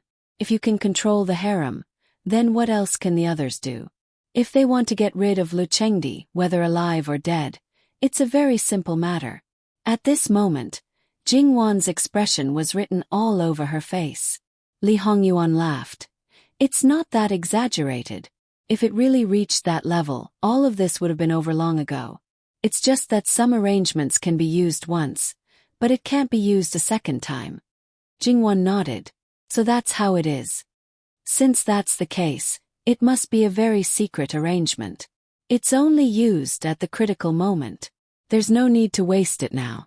When is it critical and when is it a waste? There's no absolute definition of this. Don't think that it's because of you that your husband is taking action. You think that this is a waste of opportunity. In fact, whether it's me or those brothers, what we do is essentially the same. We either strengthen ourselves or weaken others. It's only a matter of time to use some secret pawns now. It's enough as long as we can achieve our goal. Perhaps now is the best time. Besides, compared to you, any secret and critical arrangement of the emperor doesn't matter. Can be used or abandoned. Although Jingwen faintly gave Li Hongyuan a supercilious look, her slightly red cheeks and ears still revealed her true feelings. Li Hongyuan reached out and pulled her into his arms. His little sweetheart was still so thin-skinned. He was clearly telling the truth, and absolutely didn't mean to say any sweet words deliberately. Every time she would feel embarrassed. Why did she find someone to love her so much? If it were him, Wan would say pleasant words all day long, and he would also accept them without batting an eyelid. They quietly rubbed each other's ears for a while before they got down from the carriage. Since you think it's not a problem to do this now, I won't say anything more. But, if the secret pawn is used, will it be dangerous? As long as it's a secret pawn from the beginning, they should be aware that they will be executed after being discovered. Wan, you should also understand this. Jingwen was silent. Indeed, no matter what kind of background, spies, moles and secret pawns were all extremely dangerous things. We should take care of their families more. At least, if they were to sacrifice their lives, they should have no worries. Li Hongyuan sighed softly, but he didn't say anything. He was a black-hearted person from head to toe. He didn't care about human lives at all. In fact, his brothers and many superiors were all like this. As long as they could achieve their goal, a few people dying was nothing at all. They wouldn't even frown. However, this matter wasn't so serious this time. Don't worry, no one will die. The reason why we didn't use it a second time is to avoid being discovered. After all, this person is a little special. Under normal circumstances, her life won't be sacrificed. Jingwan was slightly surprised. Who else in the palace would not be willing to sacrifice their lives for her? Lu Chengdi didn't need to mention. If he wanted to do something to the empress, it wouldn't be so troublesome. Moreover, if this person could order the emperor around, he wouldn't need to worry about anything. Then there was noble consort Su. Noble consort Su had such ability. She would definitely use it to help her own son. Other than these two people, who else? According to Jingwan, even if it was these two people, when necessary, this person would still be willing to sacrifice them. Then who was so capable? Jingwan's eyes were filled with curiosity. Li Hongyuan didn't hide it from her. Qin Shufei.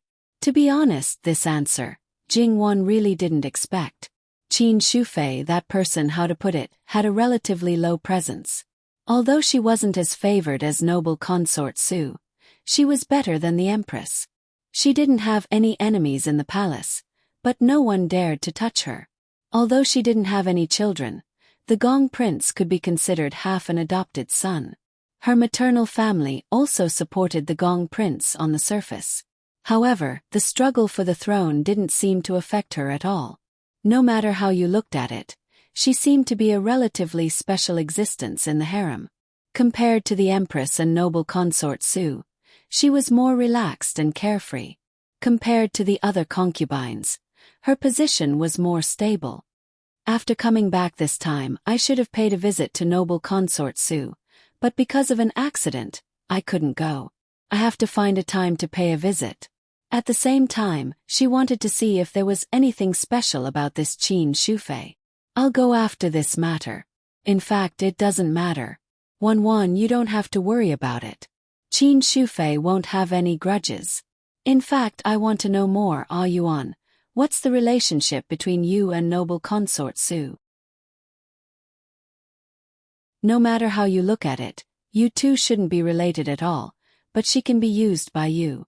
If you say there's nothing between you two, no one would believe it. Jingwan looked at him, her face almost saying, still not telling the truth. How should I put it? In fact, it was Qin Shufei who took the initiative to find this prince before this prince left the palace. The reason for this is unknown. In the beginning, Qin Tianming was already in the palm of my hand. Because my methods were more violent, generally speaking, no one would be happy. I didn't care. I wasn't cultivating him as a confidant. As long as I achieved my goal, it was fine. It was just that when I didn't know, Qin Shufei mediated between us. After that, Qin Tianming's mood became better. Even if he was tortured by me, he didn't complain. Qin Shufei is a very smart person. I suspect that the reason Qin Tianming was able to sit in the position of left commander-in-chief was because of her. Otherwise, Qin Tianming would not have told Qin Shufei such a big thing. In the imperial harem, if Qin Shufei wants to compete with Empress Sun and noble consort Su, it's more than enough for her to stand on three sides. She might even have the upper hand. If she was willing to help Old Fourth definitely wouldn't be like this now. So, Ah Yuan doesn't know much about Qin Shufei. It's only based on the surface. To a certain extent, she's the one who hides the deepest. It's not a problem to say that. Then, is she reliable? Based on her understanding of Li Hongyuan, if he didn't know very well or had something that could be used against him, he wouldn't easily use her. It doesn't matter. Regardless of whether Qin Shufei is reliable or not, it has nothing to do with me. If she really has any bad intentions, Wanman, you have to believe that before she does anything, I will let her know the consequences of boarding this prince's ship and going against this prince. Speaking of which, it had been many years. Although Li Hongyuan had never trusted Qin Shufei had never deliberately done anything. It was just that Li Hongyuan occasionally needed her to cover up. Qin Shufei was always watertight. Although he didn't completely trust her, she was quite useful. Jingwan was relieved. After all, if Qin Shufei really hid it well, then it would be good if she didn't have any bad intentions. Once she had bad intentions, she would be quite dangerous. Therefore she had to be on guard. Speaking of which, under normal circumstances, unrelated people wouldn't help others for no reason, especially this kind of matter that concerns their lives. Before you left the palace, you shouldn't have shown any signs. Even the Gong Prince has a higher chance of winning than you, so there's no reason for him to bet on you. Could it be that Qin Shufei actually has a request, and only you can achieve it, so she came to you? Who knows? In fact, in Li Hongyuan's impression, the Qin Shufei of his previous life was basically the same as in this life. The only difference was that in his previous life, he didn't have any interactions with Qin Shufei. When the dust finally settled, because she didn't participate in the struggle for the throne, and because of her relationship with Qin Tianming, Li Hongyuan didn't touch her. After ascending the throne, she was the only grand imperial concubine, and had been raised in the palace. It could be said that she was the woman with the highest status in the palace. However, she didn't interfere in the palace's affairs at all, living in seclusion. She was simply an invisible person. If she didn't appear at important palace banquets, outsiders wouldn't even know of her existence. Occasionally, Li Hongyuan would wonder if Qin Shufei was the same as him, having a second chance in life. After a long time, it didn't seem to be the case. If she really had foresight, why didn't she do anything? However, Li Hongyuan didn't completely deny his guess. If she really was the same as him, then she should also know about his situation. After all, the changes he made could be said to be earth-shattering. She was just a harem woman. There was no need for her to do anything. As long as she got in touch with him, she would be the biggest winner in the end. All of this was based on speculation. Maybe there were other reasons. Li Hongyuan wasn't interested in getting to the bottom of it. As long as it didn't interfere with him, then it didn't matter what Qin Shufei's situation was. It's just that this statement seems a bit far-fetched. Don't think so much. As long as it doesn't interfere, who cares? You're right. Originally, I had a backup plan for Imperial Prince Kong, but now it doesn't seem too good to continue. Gong Jiu's identity changed from being hidden to being revealed. Back then we made detailed arrangements, so there's no problem with his identity. Later on, you can send people to Imperial Prince Kang's residence.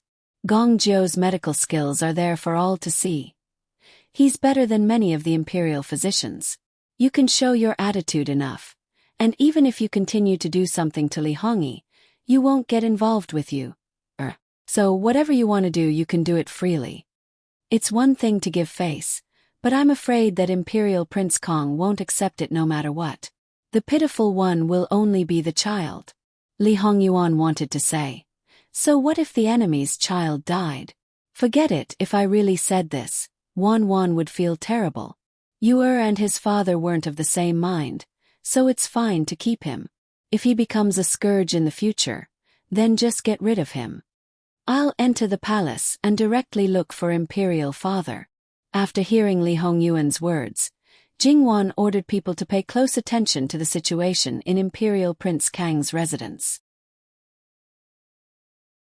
If possible, she wanted to send Gong Jiu to have a look as soon as possible. In her previous life, there had been cases where people were slapped until they became deaf. If it was a perforated eardrum, then it was likely that even Gong Jiu would be helpless. If it was a damaged ear nerve, then it should be better and there might be a way. No matter what kind of situation it was, it should be treated as soon as possible. Even if people thought that she had a guilty conscience, she wouldn't hesitate. Sure enough, after the people in Imperial Prince Kang's residence invited an imperial physician, it didn't take long for the palace to know. Not to mention how furious Emperor Lu Chengdi and the Empress were, they immediately sent their trusted subordinates out of the palace to Imperial Prince Kang's residence to inquire about the specific situation. A group of people arrived one after another, and the courtyard of Imperial Prince Kang's heir was filled with people, but Imperial Prince Kong was nowhere to be seen, which was hard to believe. They asked about the cause of Yu'er's injury. Without a doubt, Jingwan's havoc in Imperial Prince Kang's residence was also known. However, because the person who narrated this matter was Imperial Prince Kang's side consort subordinate, he didn't deliberately distort black and white, nor did he use the art of language. He only explained the cause and effect clearly. If they really wanted to pursue the matter, Jing Wan really didn't have any responsibility. After all, the young heir was beaten because of his aunt. The people from the palace naturally didn't dare to comment, and only asked about Imperial Prince Kang's current whereabouts. Imperial Prince Kang's side consort sneered. He's probably hugging his frightened beloved concubine and comforting her. Right at this moment, a maidservant came in. Seeing so many people present, she became timid for a moment. Why have you been gone for so long? Where is His Highness? Imperial Prince Kang's side consort asked coldly. The maidservant stammered, and there was an indescribable shame on her face. When she saw her master's cold and hard expression, she spoke in a trembling voice. This servant didn't see His Highness. The maidservant in the concubine's courtyard stopped this servant from entering and said that His Highness was handling important matters and had no time to see this servant. This servant said that the young heir's condition wasn't very good. That maidservant sneered at this servant, saying that master is a side consort after all, using the young heir as a raft to fight for favor. This servant is too shameless. Not only were there people from the palace present, but there was also a group of imperial physicians. When they heard this, they wished that they were deaf and didn't hear anything. In fact, they all heard it, so they looked down. However, in their hearts, this Imperial Prince Kong was indeed unreliable and completely useless. This kind of person. It had to be said that when people court death, they couldn't be stopped. Based on Imperial Prince Kang's current actions, even if someone wanted to lessen his crime, they would be powerless. After all, if they wanted to go against their heart and say a few good words about him, no matter how thick-skinned a person was, they wouldn't be able to say it. However, Imperial Prince Kang's side consort had an, as expected, expression. How is Yuji's situation? Please ask the Tyrant to come up with a plan. If one listened carefully, they would find that her voice was actually a bit hoarse. She was trying her best to maintain normal, and the strangulation marks on her neck were becoming more and more obvious. Side consort Nyang, this official can only do his best, and the final result. Imperial Prince Kang's side consort clenched her handkerchief. Her unfinished words were very clear, asking the Tyrant to do his best, as it should be. The people in the palace had to go back to report and invited the imperial physician to go with them. The situation of the legitimate emperor's eldest grandson still required him to personally report to the emperor. Master, outside the Fu, Imperial Prince Jin's personal attendant brought a man. It is said that he is a Fu doctor brought back from Jiangnan. According to him, Imperial Prince Jin personally praised his medical skills. Imperial Prince Jin's side consort learned that little Shitsi was injured but didn't know the specific situation. She said that it wasn't good to go and cause trouble now, so she sent the Fu doctor over to take a look. First, she wanted to understand the situation, and second, she wanted to see if she could do anything. Regardless of whether the people present thought that Imperial Prince Jin's side consort sent people to inquire about information or was sincerely concerned about little Shitsi, Imperial Prince Kang's side consort didn't say anything and let people invite the person in. Thus, the people who were about to leave stayed for the time being. A person who could be praised by Imperial Prince Jin must have some skills.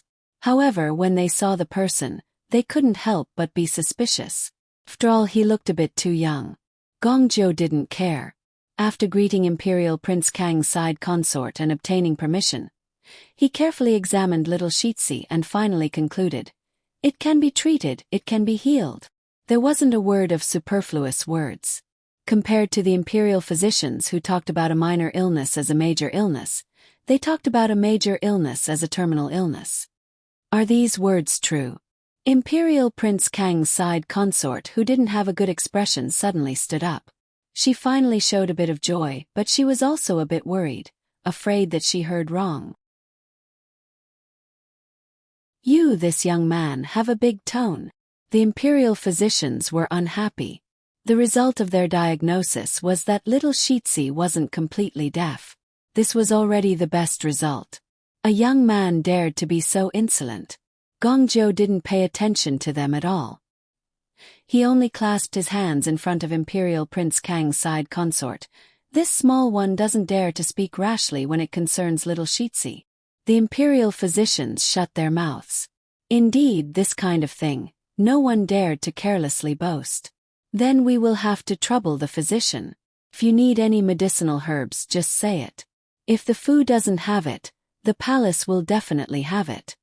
Wang Fei sent this small one here with this intention.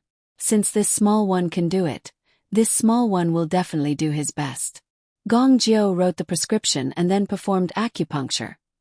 During the process of his acupuncture, the other imperial physicians all picked up the prescription and looked at it. It must be said that these people's medical skills weren't bad. At a glance, it seemed that there was a lot of potential. Looking at Gong Jiu again, there was some change in their expressions. It must be said that they weren't people who were jealous of ability. Although it was indeed a bit shameful to be compared to a young man, now was not the time to care about this. One after another, they went to see Gong Jiu perform the acupuncture, suspecting that they were secretly learning from him. Seeing that Gong Jiu ignored them, they just stood there motionless. Imperial Prince Kang's side consort saw the attitude of the imperial physicians and her heart became more relieved. She hurriedly called for someone to get the medicine. As for the imperial physicians, the more they looked, the more fearful they were. This young man was really daring to give birth to needles. If it were them, even if they knew that it could be treated like this, they would not dare to do it. Should it be said that they were really old and had stayed in the imperial hospital for too long, that they were overcautious in everything? Those who should return to the palace still returned to the palace, but for the time being, they didn't bring along the imperial physicians. As for what they would say when they returned, in front of their masters, they would naturally speak the truth. They didn't dare to be biased, and even more didn't dare to add oil to vinegar or delete anything. Mu Gonggong also walked around and then returned to Jin Qin Wang Fu. Jingwan had also been waiting for the news. When she learned that Imperial Prince Kang's heir could recover, she was greatly relieved. As for Imperial Prince Kang's actions, she really didn't know what to say. It seems that even the heavens are standing on Wan's side. It was Li Hongyi who sought death. Li Hongyuan's tone was indifferent. Li Hongyuan's heart was thinking more about that woman Yao Rao. Li Hongyi would most likely push all the blame onto her head, saying that it was her who seduced Li Hongyi to commit adultery in broad daylight, disregarding the imperial grandson. Whether it was for the sake of face or something else, in this case, Yao Rao would most likely be executed. If that woman were to fall like this, it would really be too unjust. But as far as Li Hongyuan knew, he feared that it wouldn't be that easy. Speaking of which, Yao Rao was indeed unlucky. Not only was she unknowingly tricked by Jingwen, she only thought of retrieving Imperial Prince Kang's favor and neglected other things. The result was that she was even more unlucky.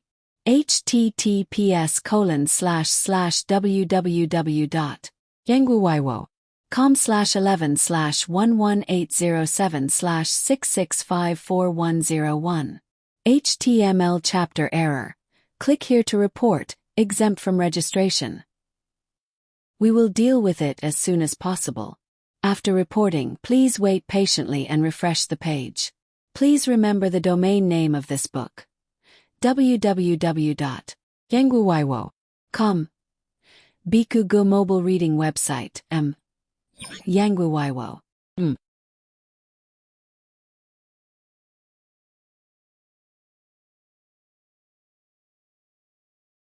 Chapter 380.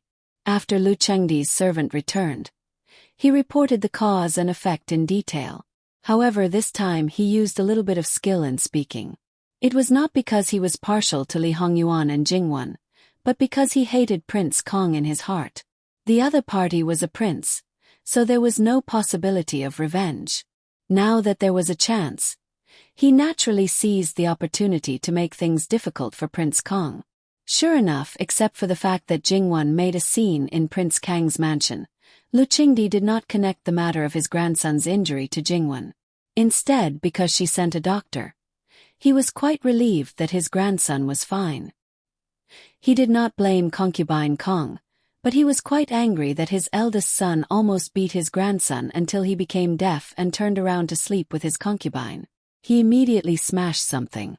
Go to Prince Kang's mansion again and pass on Zhan's verbal order. Tell Li Hongyi to kneel in Yuer's courtyard. When Yuer gets better he can get up. And that lowly servant beat her to death. Lu Chengdi suppressed his anger and said expressionlessly, "Yes, your majesty." The chamberlain fiercely sighed in his heart. A father kneeling to a son, Prince Kong could be considered to be the first. For an extremely narrow-minded person like him who was very prideful, this point alone was enough to make him angry for a long time. Moreover, this matter would not be over so easily. He must find a way to make the emperor punish him more severely. As for the empress, she was completely realistic. The empress sat upright, and no one could see her emotions. She just closed her eyes and did not open them for a long time. The servant beside her did not dare to breathe loudly, for fear that he would suffer a disaster if something went wrong. The empress thought more than Lu Qingdi. First of all, it was not Li Hongyi, not Yao Rao, and not Jingwen, but Prince Kang's concubine. From the time she had invited the imperial physician over with great fanfare, to the time she had exposed Li Hongyi's illicit affair with someone else when her son had been injured in front of everyone. As long as the empress wanted to, she could have suppressed all of these incidents. However, not only had she not done so, she had even recklessly publicized it. In the empress's eyes, she was naturally the one who had done the most wrong. However, the empress knew very well that because of Yuer's dependence on his aunt, she could only be lightly punished and could not be severely punished. Perhaps it was because of this that she had acted so unscrupulously. As for Li Hongyi, the empress had long been disappointed that even the person who slept next to him hated him so much and schemed against him. It would be a waste of energy to say another word. However, she only had one son and could not ignore him. Because without her son, she would not be able to realize her ambitions. However, it was unnecessary to talk about this now. The key was how to minimize the possible negative consequences. The empress wanted to bite Jingwen, but imperial concubine Su and the others would never agree.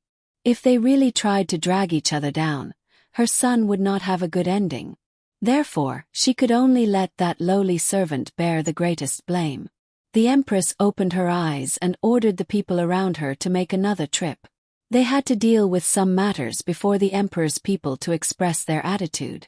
There were not many people in the imperial harem who expressed concern and pity for the little child. Even if they said, "Ah, so pitiful," it was with a strong sense of schadenfreude. It would be best if the eldest grandson of the emperor was dead, let alone deaf. Unfortunately, why did someone meddle in other people's business? Treating the son of one's enemy was like raising a tiger to invite calamity. How stupid would that person have to be to send a physician to their doorstep? That's right. In many people's eyes, Jingwen was stupid. Even if she wanted to save face, she didn't need to go to such lengths.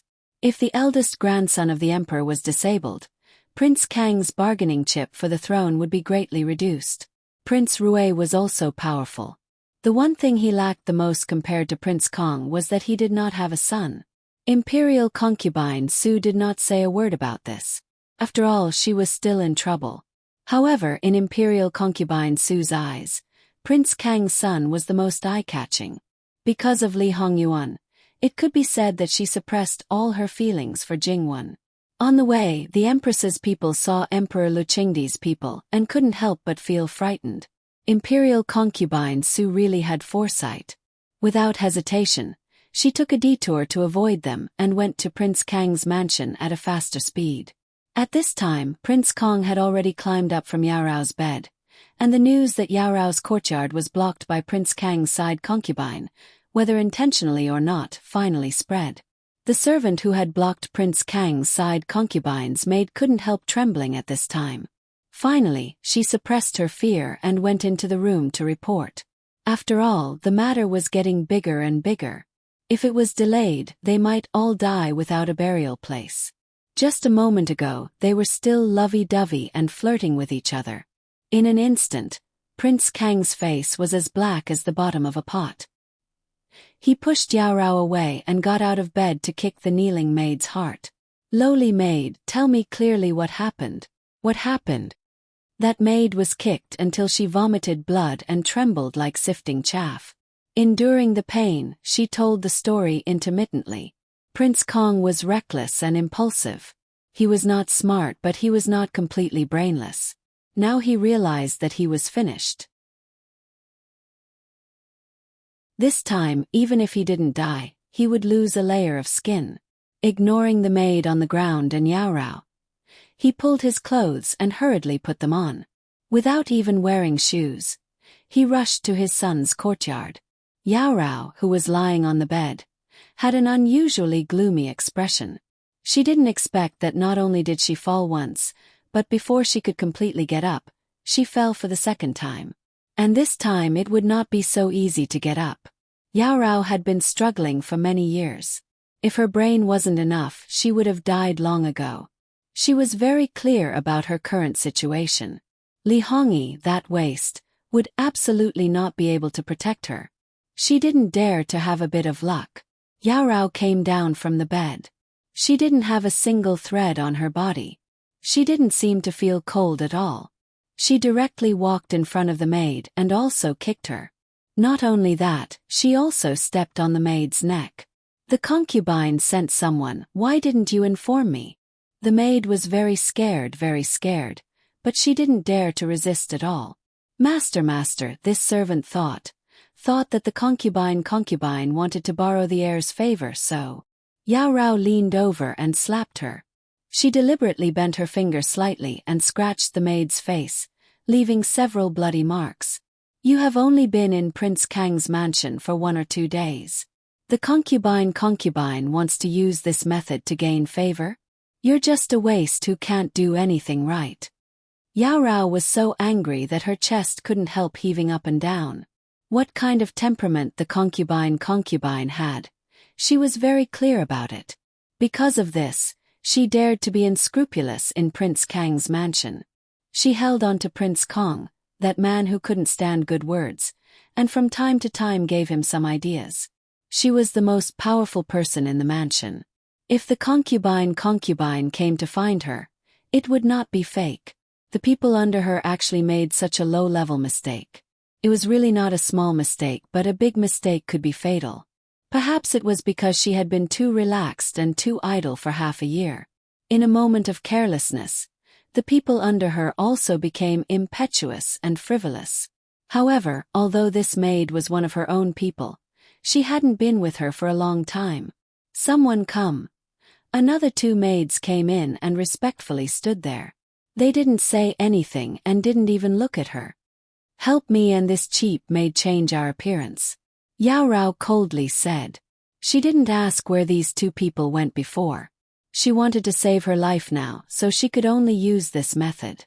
The maid on the ground suddenly opened her eyes wide.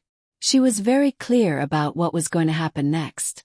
Speaking of people, as long as they could live, no one would want to die, especially when they had been living a good life before. Master, please spare my life." This servant knows that she was wrong. "Please give this servant one more chance, give this servant one more chance," Yao Rao sneered. "So, you want this master to die?" She also threw something in front of the maid. The maid's voice stopped abruptly. Her lips squirmed, but she couldn't say another word. After a moment, her heart was like dead ashes. The other 2 good sisters pulled her up and used something to smear her face. And Yao Rao's face was also treated like this. If one paid a little attention, they would find that Yao Rao's several trusted maids were actually very similar to her figure. In terms of appearance, there were also similarities. But these similarities were not many, so under normal circumstances, it wouldn't attract attention. And these maids' facial features were not very prominent. Because the less distinctive they were, the more convenient it was to disguise. These maids, to a certain extent, were Yao Rao's substitutes. And in Kong Qin Wang Shizi's courtyard, when Kong Qin Wang arrived, his clothes hadn't been completely tidied up. But no matter who it was, They all acted as if they didn't see anything. Kong Qin Wang anxiously inquired about his son's situation, but his Si-Fei completely ignored him. Even though Kong Qin Wang was angry, he didn't dare to make a move now. Kong Qin Wang Si-Fei dared to do this, but the imperial physicians didn't dare to be mute. Naturally, they would answer all the questions. But when Kong Qin Wang learned that the one treating his son was Jin Qin Wang Fu's Fu doctor, he immediately exploded. Luo, sure, that slut, the weasel pays a visit to the chicken for the new year. Now that she sent someone here, who knows what intentions she has. Scram, immediately scram for Ben Wang. Saying this, he rushed forward and wanted to make a move on Gong Jiu. It was probably the most crucial moment. Gong Jiu didn't move at all, concentrating on twirling the silver needles. Not to mention Kong Qin Wang Si-Fei. Even the imperial physicians and the others were shocked. Those with eyes knew that they couldn't disturb him now and subconsciously stopped him. These people dared to offend their superiors. It could be seen how angry Kong Qin Wang was. He didn't have any manners and shouted without caring about his image. Gong Jiu took out a silver needle and turned to look at Kong Qin Wang. His face was like an ancient well without ripples. Wang Ye can continue to make a ruckus. If it affects Shitzi and causes him to wake up, the needle will deviate and cause serious consequences. At worst, this little one will pay with my life, but Shitzi. Kong Qin Wang Si-Fei was thoroughly enraged. Someone come drag Wang Ye out. Don't allow him to take half a step into the room. Slut, you have such big guts. For Xie will definitely offend her superiors. When recovers, Xie will personally go to Fu Huangmuhu to ask for forgiveness. Kong Qin Wang Si-Fei was happy and fearless. After bringing up Lu Chengdi and Empress Sun, Kong Qin Wang's arrogance restrained a little. But the negative emotions on his body were still so strong that people didn't dare to approach. Then he scolded the imperial physicians outside that they were useless. There were so many of them, but they relied on a nobody to treat his son. Useless, useless, all of them were useless. Originally, they felt a little uncomfortable because they couldn't compare with a young man. Fortunately, most of them were more open-minded, and Gong Jiu didn't mind them stealing. As the saying went, the one who reached the top was the first. They all calmed down and contributed to Yuer's illness. Now that they were insulted by Kong Qin Wang like this, even a clay figurine would have a temper. How could they not be angry in their hearts? However, the other party was a noble, so they couldn't do anything to him. In addition, Kong Qin Wang Si-Fei repeatedly apologized on the side, so they naturally expressed that they wouldn't care. But in their hearts, they fiercely marked Kong Qin Wang. You, Kong Qin Wang, better be healthy forever otherwise. It was said that doctors shouldn't be offended easily, but Kong Qin Wang had offended almost the entire Imperial Physician Hospital. Kong Qin Wang didn't stop. As for Yao Rao's side, she quickly tore off a mask from the face of Yao Rao and her maid. With 2 masks in hand, Yao Rao handed her mask over. The person in charge of the disguise stuck the mask on the maid's face. After some processing, he quickly changed the maid into Yao Rao's clothes. Not to mention other things, just by looking at her face and figure, one would think that she was a pair of twin sisters. You're not dead yet, Yao Rao said coldly. The person who was originally in a daze seemed to have come alive in an instant. Her every move was another Yao Rao. Even Li Hongyi, in a state of unease, would be able to defend the authenticity of the mask. Yao Rao nodded with satisfaction. Just as she was about to put on the maid's mask, she hesitated for a moment. Go and bring another maid in. This maid who had also angered Li Hongyi was also not safe. She had to find another person who was more peripheral to guarantee her 100% survival. Fortunately, she was prepared from the beginning, so she didn't have to worry about not being able to find a candidate. Only this person would be completely kept in the dark, that's all. The maid who was in charge of cleaning was brought in. Speaking of which, since she was in charge of cleaning, her hands and feet were not tender. However, this maid was different. She was pampered by her master, so she didn't need to do much work. Moreover, she often got good things from her master, so she didn't know how many people were envious and jealous of her master. Now that her master was looking for her, she happily came in. When she saw her two masters, she was unusually surprised, but before she could speak, her mouth was blocked from behind. Very soon she lost consciousness and fainted. Not only that, she was also fed a mute medicine, so that even if she suddenly woke up, she wouldn't be able to open her mouth. Similarly, Yao Rao took off the mask from the maid's face. This time, Yao Rao didn't hesitate at all. Soon after, she put on the maid's clothes, combed the same hair ornament, and put on the head ornament. After changing her clothes, Yao Rao turned around and put some things into a small chest. After that, her bearing changed. Originally she had an enchanting figure, but in an instant she changed into a somewhat naive maid who was somewhat proud of herself because of her master's reward. Just like that, she swaggered out with the chest. When the other servants in the courtyard saw this, they didn't suspect anything. And inside the room, the maid who was doing the rough work had changed into the maid who was disguised as Yao Rao. Her hands and feet were tied behind her back, and her mouth was also gagged. Perhaps because her fate was already determined, Yao Rao was instead calm. Looking at her own face, she sneered again and again in her heart. Look, naive idiot, she really thought that she got the favor of her master for no reason. She didn't know that she was just a substitute for her master. Essentially, she was the same as that animal. And she was also nothing more than an idiot without any power to resist. As for the other two maids, they were the two martial artists beside Yao Rao. At this time, one stayed behind, and the other went to look for Yao Rao. Although Yao Rao was now wearing the skin of a maid, but she was still not completely safe, because as long as concubine Luo died, this identity would have no backing. In the past, she had obtained so many good things, but later she would definitely be targeted. Therefore, Yao Rao had to change her identity again. As for whether she would leave Prince Kang's mansion or not, she would see the situation later.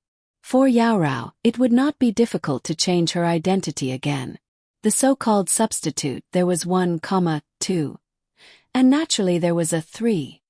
A substitute still needed a substitute. This 3 was the kind that did not attract attention at all.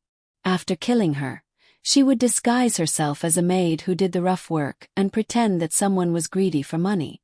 After killing the maid, she would replace the third identity. Everything would be perfect. Just as the maid who did the rough work hid the chest and came out, a group of people hurriedly came in from outside, and Li Hongyi was among them. The maid who did the rough work avoided at a relatively far place and respectfully bowed to salute. It seemed that she was still somewhat afraid. When she saw the people enter the main room, she slowly got up. She kept her head down all the time, and the emotions in her eyes could not be seen at all. After a moment, she raised her head, and then met the eyes of one of the martial artist's maids.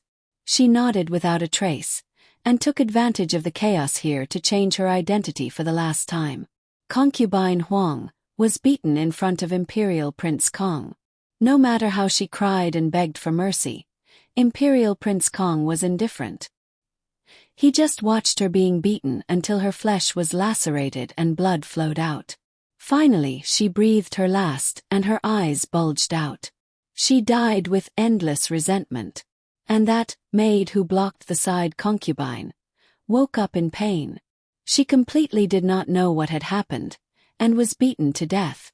She truly died with remaining grievances.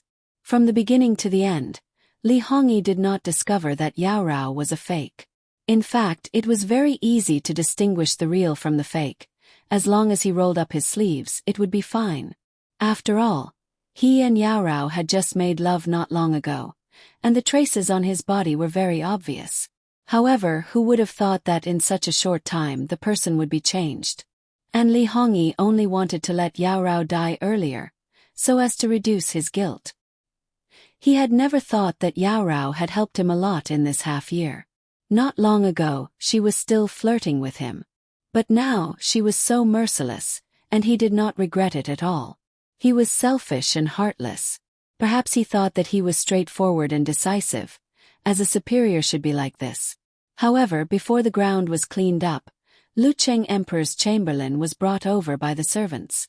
Looking at the disfigured corpse, and then looking at the people of the Empress Palace who were respectful to him with a smile, the chamberlain sneered in his heart and moved quite quickly. And then looking at Prince Kong, who had a sorrowful face, he kept saying that it was his fault. He should not have beaten the child. It was that lowly maid who pestered him, so that he did not know about his son's injury in time. It was his fault. It was all his fault. He was sorry for the child, sorry for the deceased Wang Fei, sorry for his father and mother. It could be said that he was weeping. However, Lucheng Emperor's people just watched the play calmly, and for a time, Prince Kong could not continue his act. Until the end, Lucheng Emperor's chamberlain leisurely passed on the verbal order. As expected, Prince Kang's face was distorted, but this was his father's words. No matter who he was angry with, he did not dare to be angry with his father. Even if he disobeyed the Empress, he could not disobey Lucheng Emperor. He kicked a luring corpse twice. It was all this B*Tisija's fault. It was too easy to beat her to death like this. He completed the plan of knocking people out with medicine as fast as possible. Although it did not take long to make the mask, it could not be obtained immediately. While his subordinates were waiting for the masks to be made, the rough maid came out to keep watch, which was quite open and above board. By the way, she expressed her fear to everyone, as well as the panic after losing her backer. But everyone who saw her was originally afraid of the bloody scene, but in a flash they had evil intentions. Concubine Rong had given this girl many benefits: gold, silver, jewels, silk, satin, rouge, face powder, and even the ridiculously expensive things in the Rouge Pavilion were given to her. A rough servant girl was actually able to stay in a room all by herself. This treatment was even better than a first-rate servant girl. How could people not be envious? It wasn't that no one had suspected why Concubine Rong didn't directly promote her since she thought so highly of her. Instead, she stayed as a servant girl. However, all of their suspicions were thrown out of the window when they saw those treasures. After Enchanting Rao finished her performance, she reckoned that it was almost time for her to leave, and some of the maidservants followed after her. Concubine Rong calmly tore off the mask on her face, but the moment she turned the corner, she changed her mask and turned in another direction. The people who followed her looked and confirmed the direction of the target. However, when they turned the next corner, a person rushed up. They only felt darkness in front of their eyes and wanted to retreat. The next moment they felt something was wrong. The straight tip of a knife was pointed at their abdomen. When people were facing a threat to their lives, they could often erupt with their most terrifying potential. There was no doubt that the rough maid who had been tampered with was far from a match, and then fell in a pool of blood. And the servant who killed the maid before she could recover heard a scream from the side, which immediately attracted more people's attention. It was too late to hide. Although the person who screamed was not Yao Rao, who was wearing someone else's face, that person was attracted by Yao Rao. It could be said that in the end, Yao Rao still cheated Prince Kong. After all, there were still a lot of things in Prince Kang's mansion. Adding in the matter of the servant being snobbish and forgetting righteousness at the sight of profit, the maid who had just lost her power was targeted by others and then killed inhumanely. To put it lightly, it was not strict enough. To put it seriously, how could one sweep the world if one did not sweep the house? In short, it was an additional crime. A servant who was beaten to death by a master and a servant who was killed by a servant were both dead, but the meaning was completely different. If the former died, no one would say anything. If the latter died, then so be it. If the latter was investigated, then it could even alert the capital government. Prince Kong and the people of the two big shots in the palace had not left yet. This murder was simply under his nose. The shadow in Prince Kang's heart was probably already incalculable. Prince Kong was straightforward and decisive this time. He simply did not ask the cause and effect. The murderer was directly beaten to death. As for the explanation, He simply did not give the murderer a chance to speak. Together with the person who was killed, plus the previous two, they were wrapped in a mat and transported out of the city to the mass grave. Until now, everything that Yao Rao had planned was settled. Because Prince Kong did not investigate, the whole thing could be said to be flawless. However, was it really so? She would not know that in fact, someone had been watching her in the dark. In fact, everything she did was in fact seen by someone. After all, they were servants. It did not matter if two of them died. The two eunuchs in the palace did not say a word. However, when they returned, their master would certainly know. Not to mention anything else at least. Lu Qingdi would certainly remember him in his heart. Under the eyes of the people coming and going, Prince Kong finally took a look at Lu Qingdi's eunuchs, gritted his teeth and knelt down. This action shocked many people. After looking at each other in dismay, they buried their heads and did their own things, pretending that they did not see it. It was not something they could join in on, nor was it something they could watch as a joke. Now they were enjoying it, but later they might lose their lives. When the people of Uyghur's outer family rushed over, they were originally furious. However, when they saw Prince Kong, regardless of whether it was the anger in their hearts or the words that were on the tip of their tongues, they all swallowed them back down. They were stuck in their chests, and became more and more unhappy. After this period of fermentation, they basically knew everything that they needed to know about this matter. Next, it was basically the time for the families to send their greetings and care. After that, Prince Kang's glorious deeds would probably be known to everyone. Jingwan was also preparing, but her preparation was perhaps not the same as others. Jingwan asked Eunuch Mu to take a lot of banknotes and start to visit the brothels, pleasure boats, and dance halls in the capital. There was only one purpose: to buy a large number of courtesans and courtesans. Eunuch Mu said that he was really miserable. He went to those brothels again and again. Obviously, there were many real men under his master's command, but he, a fake man, was asked to do this kind of thing. Why didn't the princess think about his feelings?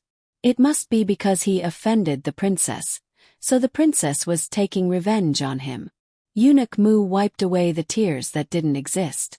No matter what, since it was the princess's order, it must be completed seriously and perfectly. The eyes of the capital's noble families were all on Prince Kang's Fu. Therefore, other than the seller, there were not many people who noticed the change in Prince Jin's Fu. And the insiders were secretly pondering, could it be that because Jean Qinhuang had disposed of Prince Jin's beauties, she bought him a large number of beauties as compensation? If it was really like this, did they all misunderstand Jean Qinhuang's princess? But how could it be that Jean Qinhuang was angry and the princess did this recently? Then, Jean Qinhuang was probably lifting a stone to smash her own foot. The fun in Prince Kang's Fu was enough to pass the time for a long time, and Jean Qinhuang's Fu didn't seem to be outdone. Jingwan wrote and drew on the paper, "The number of people doesn't seem to be enough." When Eunuch Mu heard this, he almost stumbled. It was more than the number of people who were dismissed before, but it was still not enough. "Wang Fei, what do you want to do?" On the contrary, Li Hongyuan reached out and took the paper in front of Jingwan. He glanced at it and threw it to the side. "Wan really put in a lot of effort. Why don't you spend more time on Ben Wang?" His face was gloomy and gloomy. Jingwan was speechless. She reckoned that he would only be satisfied if she constantly looked at him. Jingwan got up, hugged a certain someone and kissed him fiercely. Seeing that a certain someone was so well behaved, it didn't matter if she coaxed him a bit more and was a bit more tolerant. And the living king of hell had always been well versed in the essence of reaching for a yard after getting an inch. And the final result, everyone knew, so there was no need to say anything more. After that, it was said that Prince Kong knelt until the next day. That pair of legs had long lost feeling. If it wasn't properly treated, he might become a cripple. And according to the information that Jingwan received, this was Gong Jiu's handiwork. He suppressed Prince Kong Shizi's condition under the condition that his injuries weren't affected. In any case, his methods were brilliant enough that no one could see through it. And even if a certain imperial physician noticed something, he would absolutely not say it out loud. However, in order to prevent Prince Jean from using this as a ruse to gain sympathy, Gong Jiu gave him 2 more patches of medicine. Naturally, he wouldn't be so kind as to let him recover without leaving behind the root of the illness. It was just that he used strong medicine and left behind hidden dangers. In the future, if there were any problems with that knee, it would be very easy to cripple that pair of legs. Prince Kong might not necessarily appreciate Gong Jiu's kindness.